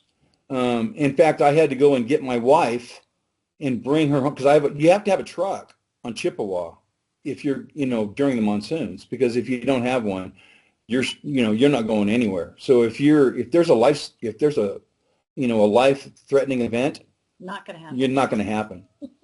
So, and I agree with everybody. Chippewa, Pentec, all the way from Mosin, going all the way east. Chippewa is a wash during the monsoons. It's not a road. It's literally a wash. And we have tractors here, but we can't keep up with it. There's just no way. There's drainage on the south side of the road, which fills up, almost immediately. All right, sir. Yeah. Thanks, sir. Thanks, sir. Your time's up. I appreciate it. Next up, sir. My name's Dave LaFramboise. I live on Chippewa Street. All right. So I was calling more about Hargis Ranch. So everyone else has talked about it. Just want to put my 2 cents in that, we need to get something done. Safety, keeping everybody safe. All right. Next, sir. Yeah, I'm Ronald Fletcher. I don't live on Chippewa. I live on a West Apache Way. Apache Way. Okay. And we would greatly appreciate any help we can get with that. We have the same problem everybody else has, the flooding and roads washing out and everything. So we'd look forward to any help. Appreciate it. Thank you. All right. We're going to go online real quick to Carrie Wells. Carrie Wells. Hi, my name is Karen Wells. I live at 8544 East Clinton Lane off of Kings Ranch Road. And we have a bad road and we have 700 or so people that live out here. More moving in. And more moving out. And the Border Patrol running their trucks at 100 miles an hour. Although I like the Border Patrol to keep us safe, it does ruin our roads, and they don't help maintain anything. And we have semi trucks coming out of here because we have a builder at a guy living at the end of the road that builds tiny homes, and they don't do it. And my husband and several neighbors have maintained this road. We've been out here almost 20 years. And we had to buy a tractor just for that reason, although my husband liked that. But it's our maintenance and our money that goes into the road, and we're getting older and we can't keep to maintain the road. So I would like to see something done, at least like Smith Road, and have it graded and gravelled. Thank you. Thank you, ma'am. All right, ma'am, you're next. No, my name is Susanna Sherwood. I live in 99. You can pull the mic down. Just grab it. Pull it down. There you go. My name is Susanna Sherwood. I live in 9933 East Joy Avenue. And the same problem, I just want to say thank you for listening to our complaint this December when the rains, I said that ditch is gets very muddy and you cannot sometimes cross the road. But I appreciate that you guys sent the next day somebody to grade it in. But I think you guys save a lot of money if you just pave it once, because that machine that comes in to grade the road, it's cost money to run those machines. And if you pave it, it would be nice. It's the Cana too, but I've been living in that area since 1975, and it's the same old thing. But thank you for listening to all the complaints. Yeah, well, we're trying to prioritize where we can do the most good with the money we have. All right. Yes, sir. Hello, I'm Stephen Smith. Y'all probably know I'm in Rucker Canyon, and I sympathize with you trying to address the issues of controlling the rain and the slope of the land. I know those are pretty hard feats. What I'd like to address, though, is your maintenance schedule. You know my history. Your 9 to 12 week rotation on your blading, routine blading, is ridiculous. By the time you get there, it's destroyed. We used to have those roads around Elfrida, Rucker Canyon, Pierce Road, Ghost Town Trail. They got hit every 30 days, 40 at the outside.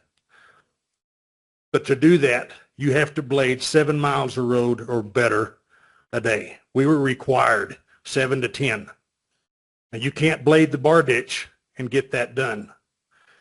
You also cannot blade the road. Rucker Road is a 3-day job, 21 miles. But when it takes you 3 weeks to blade Rucker, and then you pick up your blade and you move to Turkey Creek, or you move to Pierce or Sunsites or wherever, and then it's another 3 weeks before you get back to Leslie Canyon. You were there. You can't jump around and skip all over the county. You're running your blades ragged with your moldboards in the air. I would be interested to see how many hours a year you're putting on your blades. I tried to get that information. I was told I had to file a request. But I wish you would just revisit it. It was done before. And I have a semi-truck front bumper in my yard as a trophy of the road. The last load of cattle that went out of the OKs left his bumper laying in the middle of the road. All right, sir. Thank you all. Thank you much. Thank you, Mr. Smith. All right. Go ahead. We got you. Dean Bloomfield, 8516 East Madera. Okay. Not overly concerned with paving or chip seal because I like my rural.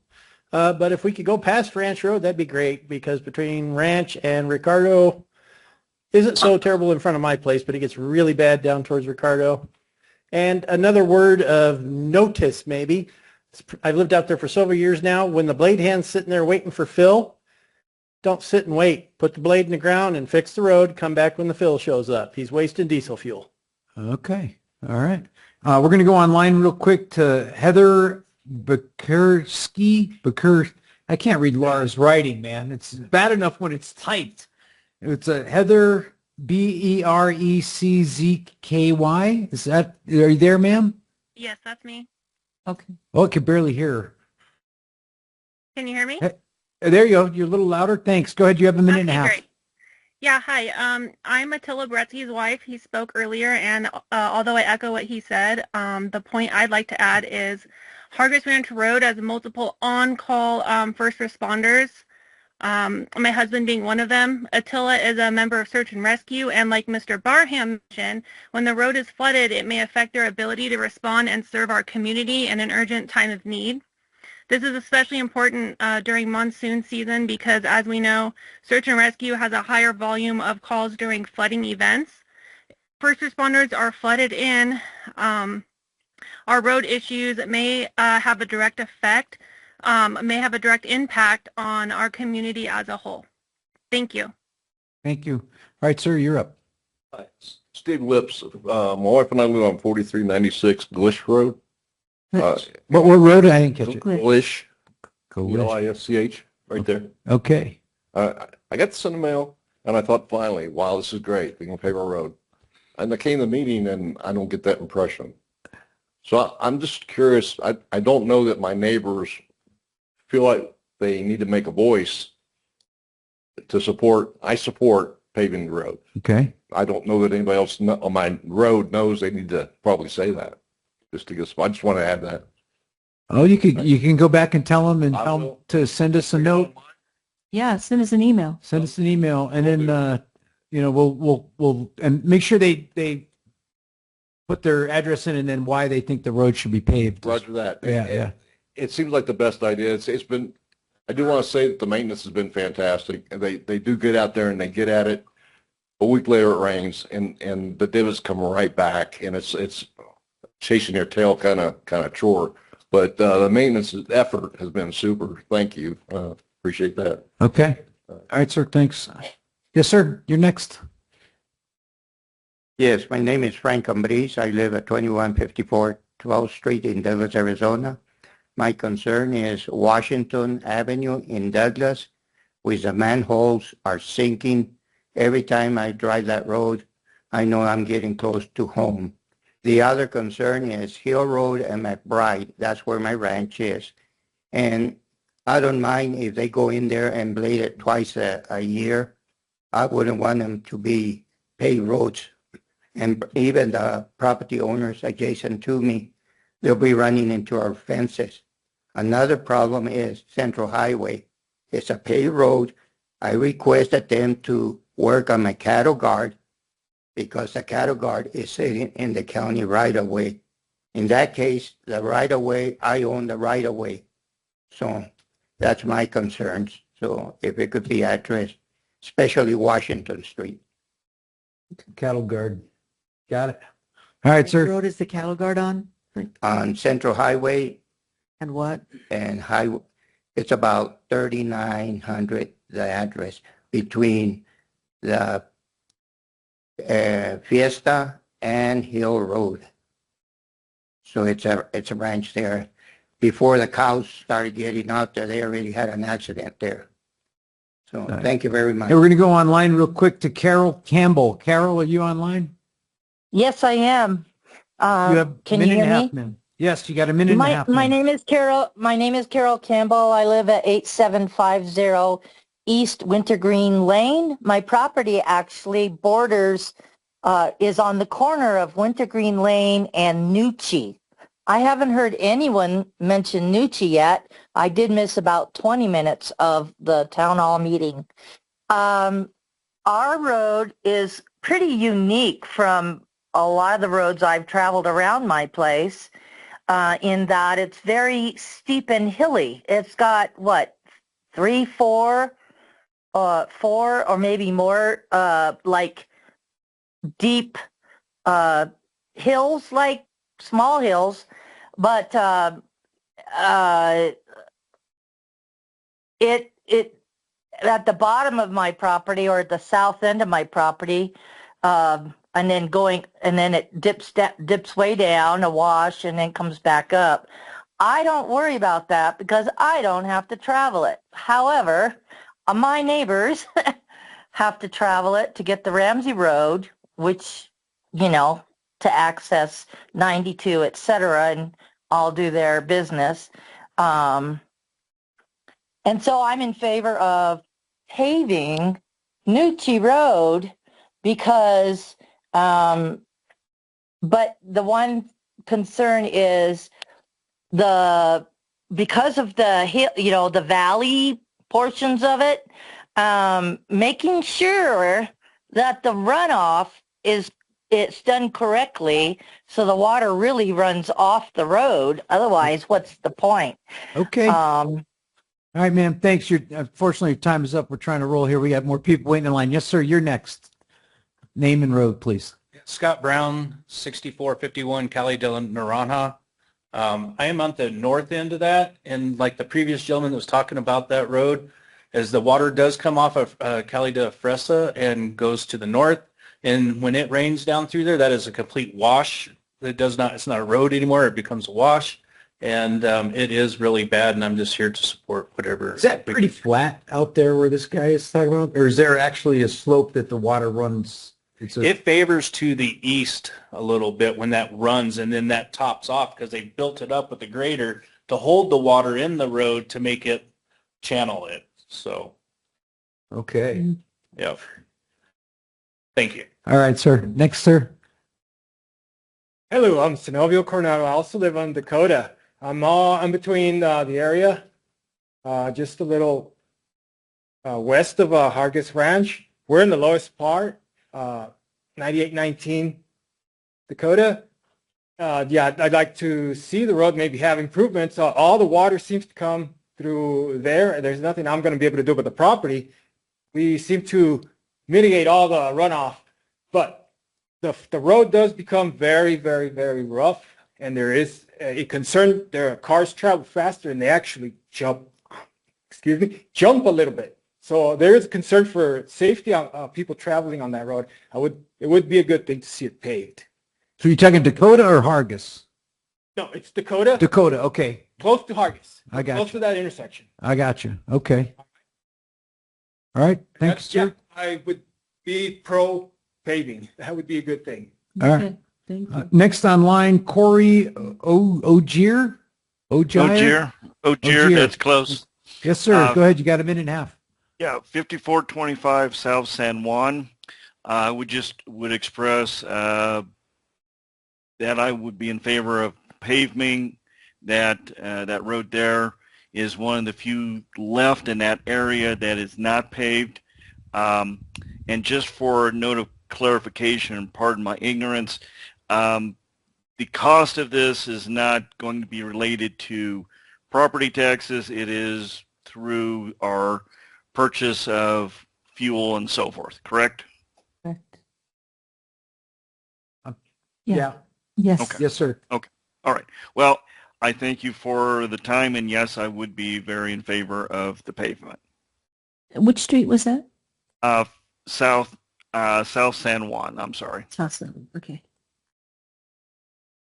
All right. Anybody else in the audience request or would like to speak? Anybody? Man, I appreciate you guys sticking it out. Everybody else beat feet out of here. So you have somebody online still? A couple more online. Oh. Mr. David Lease and Juan Salazar Luna. Oh, so we'll go with David first. So what's his last name?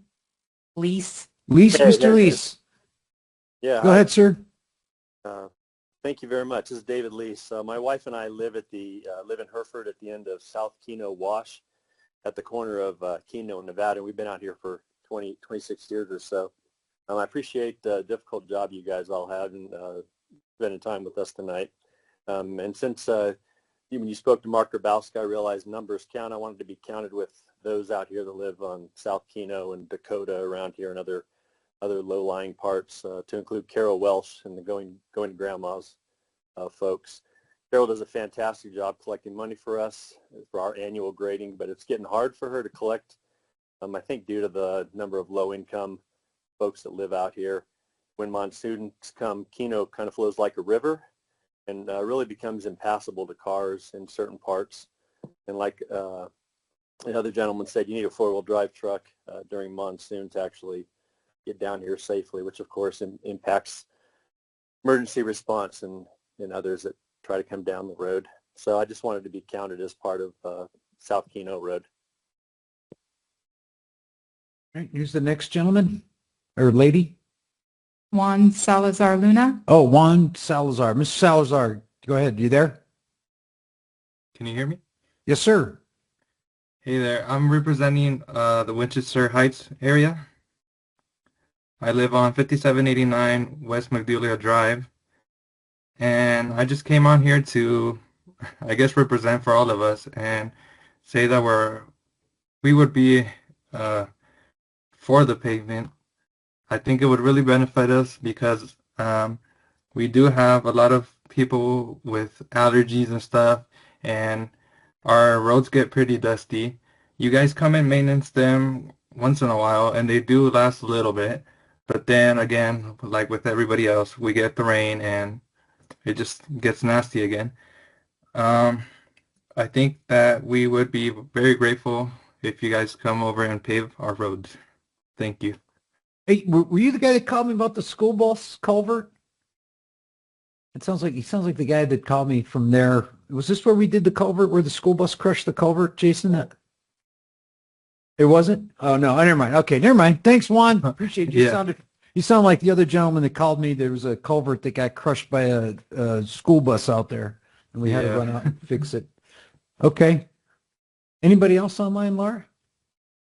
Is that it? Anybody in the audience? We're good? Well, I'd like to thank everybody for coming. It was way more of a turnout than I had ever expected. I don't know about Ms. Gomez, but it was quite a few folks. We're going to take your comments, and again, this was all videotaped. So it's going to give You us have an room opportunity. for one more. Oh, we have one more? That's Miss Bennett. Yes, I live on Hargis Ranch Road. Technically, I live on a side street Okay. of Hargis Ranch Road. What was your name? I'm sorry, I didn't catch it. Jennifer. Okay. And Hargis Ranch Road is the end street of all the roads that flood during monsoons. And we have nothing but a flood problem on Hargis. We have people that use their own personal tractors to fix the road. And my question is, if you guys are going to fix it, are you going to raise the road? How are you going to fix it? We don't know that right now. So we're still trying to prioritize the road, and then once we decide which roads we're going to do, our county engineer and our facilities, our highways department guys will take a look at it and look at the engineering related to that, and of course the water and whatnot, and then that'll be part of the cost, as it was explained earlier, that will be presented to the board, and we'll have to determine whether it's worth doing based on what we think it's going to cost. But that would be the process. Good? I guess she's good. All right. So like I was saying, we've got all the video and everybody's comments, and we've had folks taking notes as well. We're going to go back and take a look at all these. We're going to try to put together an idea of which roads we're going to prioritize, and then county staff is going to kind of go get estimates based on what roads we say we would like to consider improving the maintenance level, whether it's beginning to add them as a graded road or actually upgrading them to a chip sealed or paved road. And then from there, we'll have another work session where we'll discuss that and decide what roads are going to make the cut. And then we'll have another public hearing with input from the folks, those that made the cut and those that didn't, about why we should maybe make adjustments to that. And then after that, we'll take a vote on which roads we'll direct our highway department under our facilities to fix and to maintain. So thank you guys so much for your inputs. We're probably going to do a few more of these as time goes on, but I just want to, for the purposes, I wish maybe I should have said this at the beginning. Ms. Gomez and we attended the ADOT Transportation Summit that was here in Sierra Vista, and we also just finished a summit out in Yuma where we had a huge discussion with the other 60 supervisors in this state regarding the challenge with HERF revenue. What the sad reality is, we have more fuel-efficient cars on the road. Back in 1990, the average car got about 17 miles per gallon. The average car driving on the road today gets about 25 miles per gallon. And what was the number? We had 2 million electric cars and hybrid cars that pay zero tax. They don't pay any tax. They're driving on our roads. All these Elon Muskers out there driving their Teslas pay no money to maintain these roads, because the way we fund these roads is with a gas tax. And we had a couple of the legislators that were up there, and we kind of pushed them that they need to put an excise tax on the license registration of electric vehicles, equivalent to what the approximate road mileage per year is for those cars, to add that to the HERF revenue. And one of the other things we're looking at is a way to potentially put to the voters, if the voters are willing to do so, raise the gas tax, which I know we just thank the voters for helping us to build a jail in this county by approving the half-cent sales tax. But what this would be, which would be an additional gas tax. So it's right now it's 18.5 cents a gallon. So the discussion was raising it to 22 cents, and then in 3 years raising it to 28 cents, and then in 3 years raising it to like 31 cents. But the legislature is looking for input on that. We can't do it. It's got to be done at the state level, and it will likely have to be voter approved. So it would be on the ballot probably in 2028 if that were to happen. I wish we could do a local HERF tax. Maybe we should talk to them about doing a county HERF tax, and we can get all the people on I-10 driving through on their way to Texas and California to chip in and fix our roads. But that's our problem. All right, our team here is trying to accomplish twice as much with basically half the money that we had in 1990. And that's kind of the challenge. And the only way to get that revenue up is, I hate to say it, as a Republican, it irks me, is to raise taxes. The problem is inflation has buried us. The cost of fixing these roads, paving these roads has gone up, as you saw in one of the charts, exponentially, but the revenue has relatively remained flat. The other thing that hurts us as a county is these funds are distributed by population and the number of cars that are registered in the county. And we have, population-wise, for the last 30 years, as you saw in that chart, we've been flat while the other counties are growing. So our stagnation has resulted in them getting a bigger share of the HERF revenue and leaving us with less HERF Mr. revenue. Chair, I got a point of inquiry and some comments Sure. when you get ready. Sure. So that was just the point I was trying to make. It is a challenge. We would like to do more with less, but I think we're at the point where we've gone as much as we can with the doing more with less part. I'm sure Jason and Fred took in some of the comments there, but it is a challenge. Short of finding a revenue source, I don't have a working solution other than to do the best we can with the HERF revenue that we get. So with that, Mr. Crosby, go ahead. I wonder if Ms. Watkins is still with us. Is she with Yes. you there in the, okay. Yep. So Ms. Watkins, are you aware if the rest home at the north end of Naranja is still operating? I am not aware if that is still operating or not. Okay, that would be of an additional a factor in grading the importance of Naranja, and a lot of people talked about Naranja. Okay, so moving right along, I know that people know their neighborhoods, and I appreciate that very much, and we even found some instances of neighbors disagree with each other as to road improvements or not. I believe with one person, or maybe more people, that people will drive as fast as it is possible to go and do damage to whatever is there. And it is even possible that a Border Patrol agent could have exceeded the speed limit. So let's see. And with regard to Calle Principal, I want to repeat that I appreciate the presentation material and the staff member that worked the MAP program, because they really hustled on that tonight. Particularly, you know, as Mr. Antonori's point about inflation is well taken, and there was a chart about inflation and the increasing costs there. And I also wanted to note for the people concerned with Calle Principal, the density of housing that was shown between in the area of Hargis, and I wrote that. Let's see what else I got here. From Ramsey to Hereford, and from Moson to Hargis.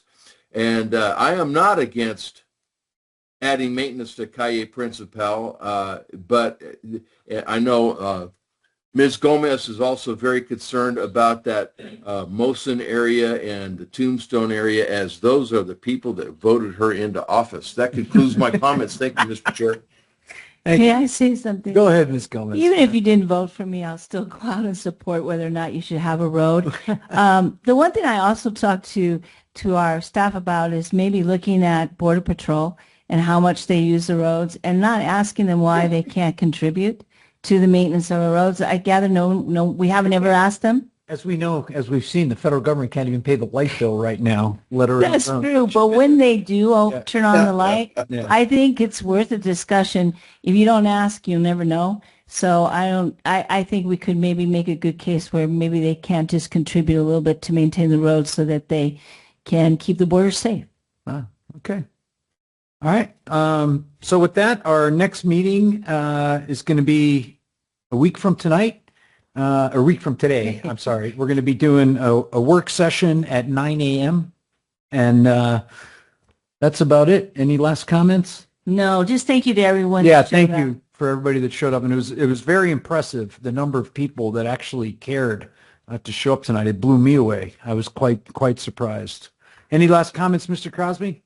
No, sir. Thank you, Mr. Chair. Have a good evening. All right, with that, we're adjourned. Thank you all for coming.